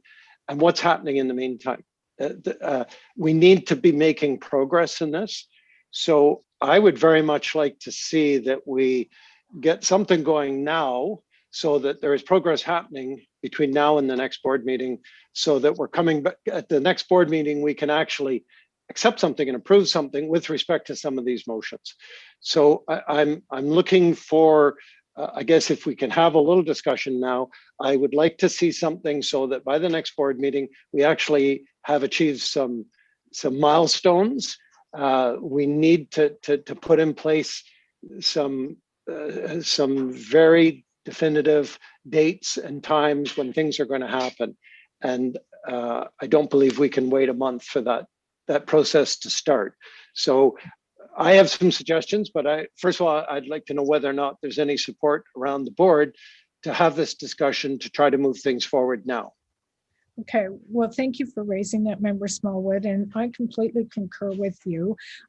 Our board meets once a month, and we have made a lot of commitments. All the board members will recall that we actually put money in the board budget for the very purpose of hiring some professional help to assist us with all of the work that we took on in all of those areas. And there is a lot of work in terms of public engagement and budgeting and all kind. There are a number of issues, a review of the use of force policy, all of those things, and we do need to get on with helping. So what I would suggest, if the board would be amenable, is we have 2 employees of the board. They don't have the bandwidth to do this. We know we're going to hire someone, so if the board would grant me some delegated authority to at least do a request for proposals, so we could move this along, I think that would be very helpful, because when we're only meeting once a month, we're taking too much time getting to the point where we're getting on with the work. So if the board would be agreeable to that, I would be appreciative. Anyone else? Member Nerman. Thank you, Chair Deans and Member Smallwood. I think it's you have raised a very crux of the matter, and going forward in these difficult times, I believe your suggestion is well taken, and I believe that I am in agreement by giving the delegated authority to the Chair Deans so that she can plan and bring forward to the board in a meaningful and in a timely fashion. I am in agreement. Okay, Member Sweda. I mean, definitely in order to get anything done, we need to have the bandwidth to do it. However, Member Smallwood also said that there's a variety of motions that we're addressing here. Are we suggesting that we're going to have one person that would be able to address all the different motions that we've put forward, whether it's a finance issue, whether it's policy issues, and so forth? You think one person would be qualified to address all those issues? No, I wouldn't think so, Member Sweda. I think that the executive director and I will need to meet with the city's procurement officers to talk about what is reasonable in terms of an approach and how we should go about this. I'm certainly no expert in this kind of procurement exercise, so I think we'd be looking for some help from the city to guide us on how we might frame the work. And I'd be happy to report back to the board, and keep you up to date on our progress. But I'm just afraid these 1 month cycles are kind of impeding our ability to get on with the work. So I think some delegated authority is appropriate, and I will certainly report back. But no, I didn't want to create the impression that I think one person would do all of this work. I don't think that's going to happen. Member Smallwood. Yeah, I just wanted to respond in part to what Member Sweda said. We already have a finance committee, a subcommittee that is going to be continuing to meet and dealing with those issues. So I'm not suggesting in any way that would stop or that it would change that, or that this is just something in terms of the bigger picture. We will continue to do our work. Bev and I are on a subcommittee, or sorry, not a subcommittee, just a working group that will be continuing. And in fact, I think we're hoping to meet next week to move that forward. So that's not going to be affected by this in terms of slowing it down or changing the way it goes. Thank you. Okay, I don't see anyone else. Member Smallwood, do you want to move that motion then? Sure, I'd be prepared to move that. I second it. Okay, and Member Nerman seconds. Any other discussion? See item carried? Carried. Carried. Thank you very much. Is there any other business? Okay, seeing none, we will now be moving in camera for the remainder of our meeting. Our in-camera items include legal services reports, settlements in the fourth quarter of 2020, legal indemnification updates, and we have 3 legal matters on the agenda. I'll also be seeking the board's consent to add 3 additional legal matters to the confidential agenda. So the motion to move in camera, is that carried? Carried. Thank you. Okay, so our next regular meeting will be held on Monday, March 22nd. A reminder that that meeting will be starting at 2 p.m. This meeting stands adjourned, and for the members of the board who will be joining us in camera, it's 7:21 now. We'll start the in-camera meeting at 7:30. We'll see you then. Thank you, everyone, for participating today. Thank you, Chair. Thank you.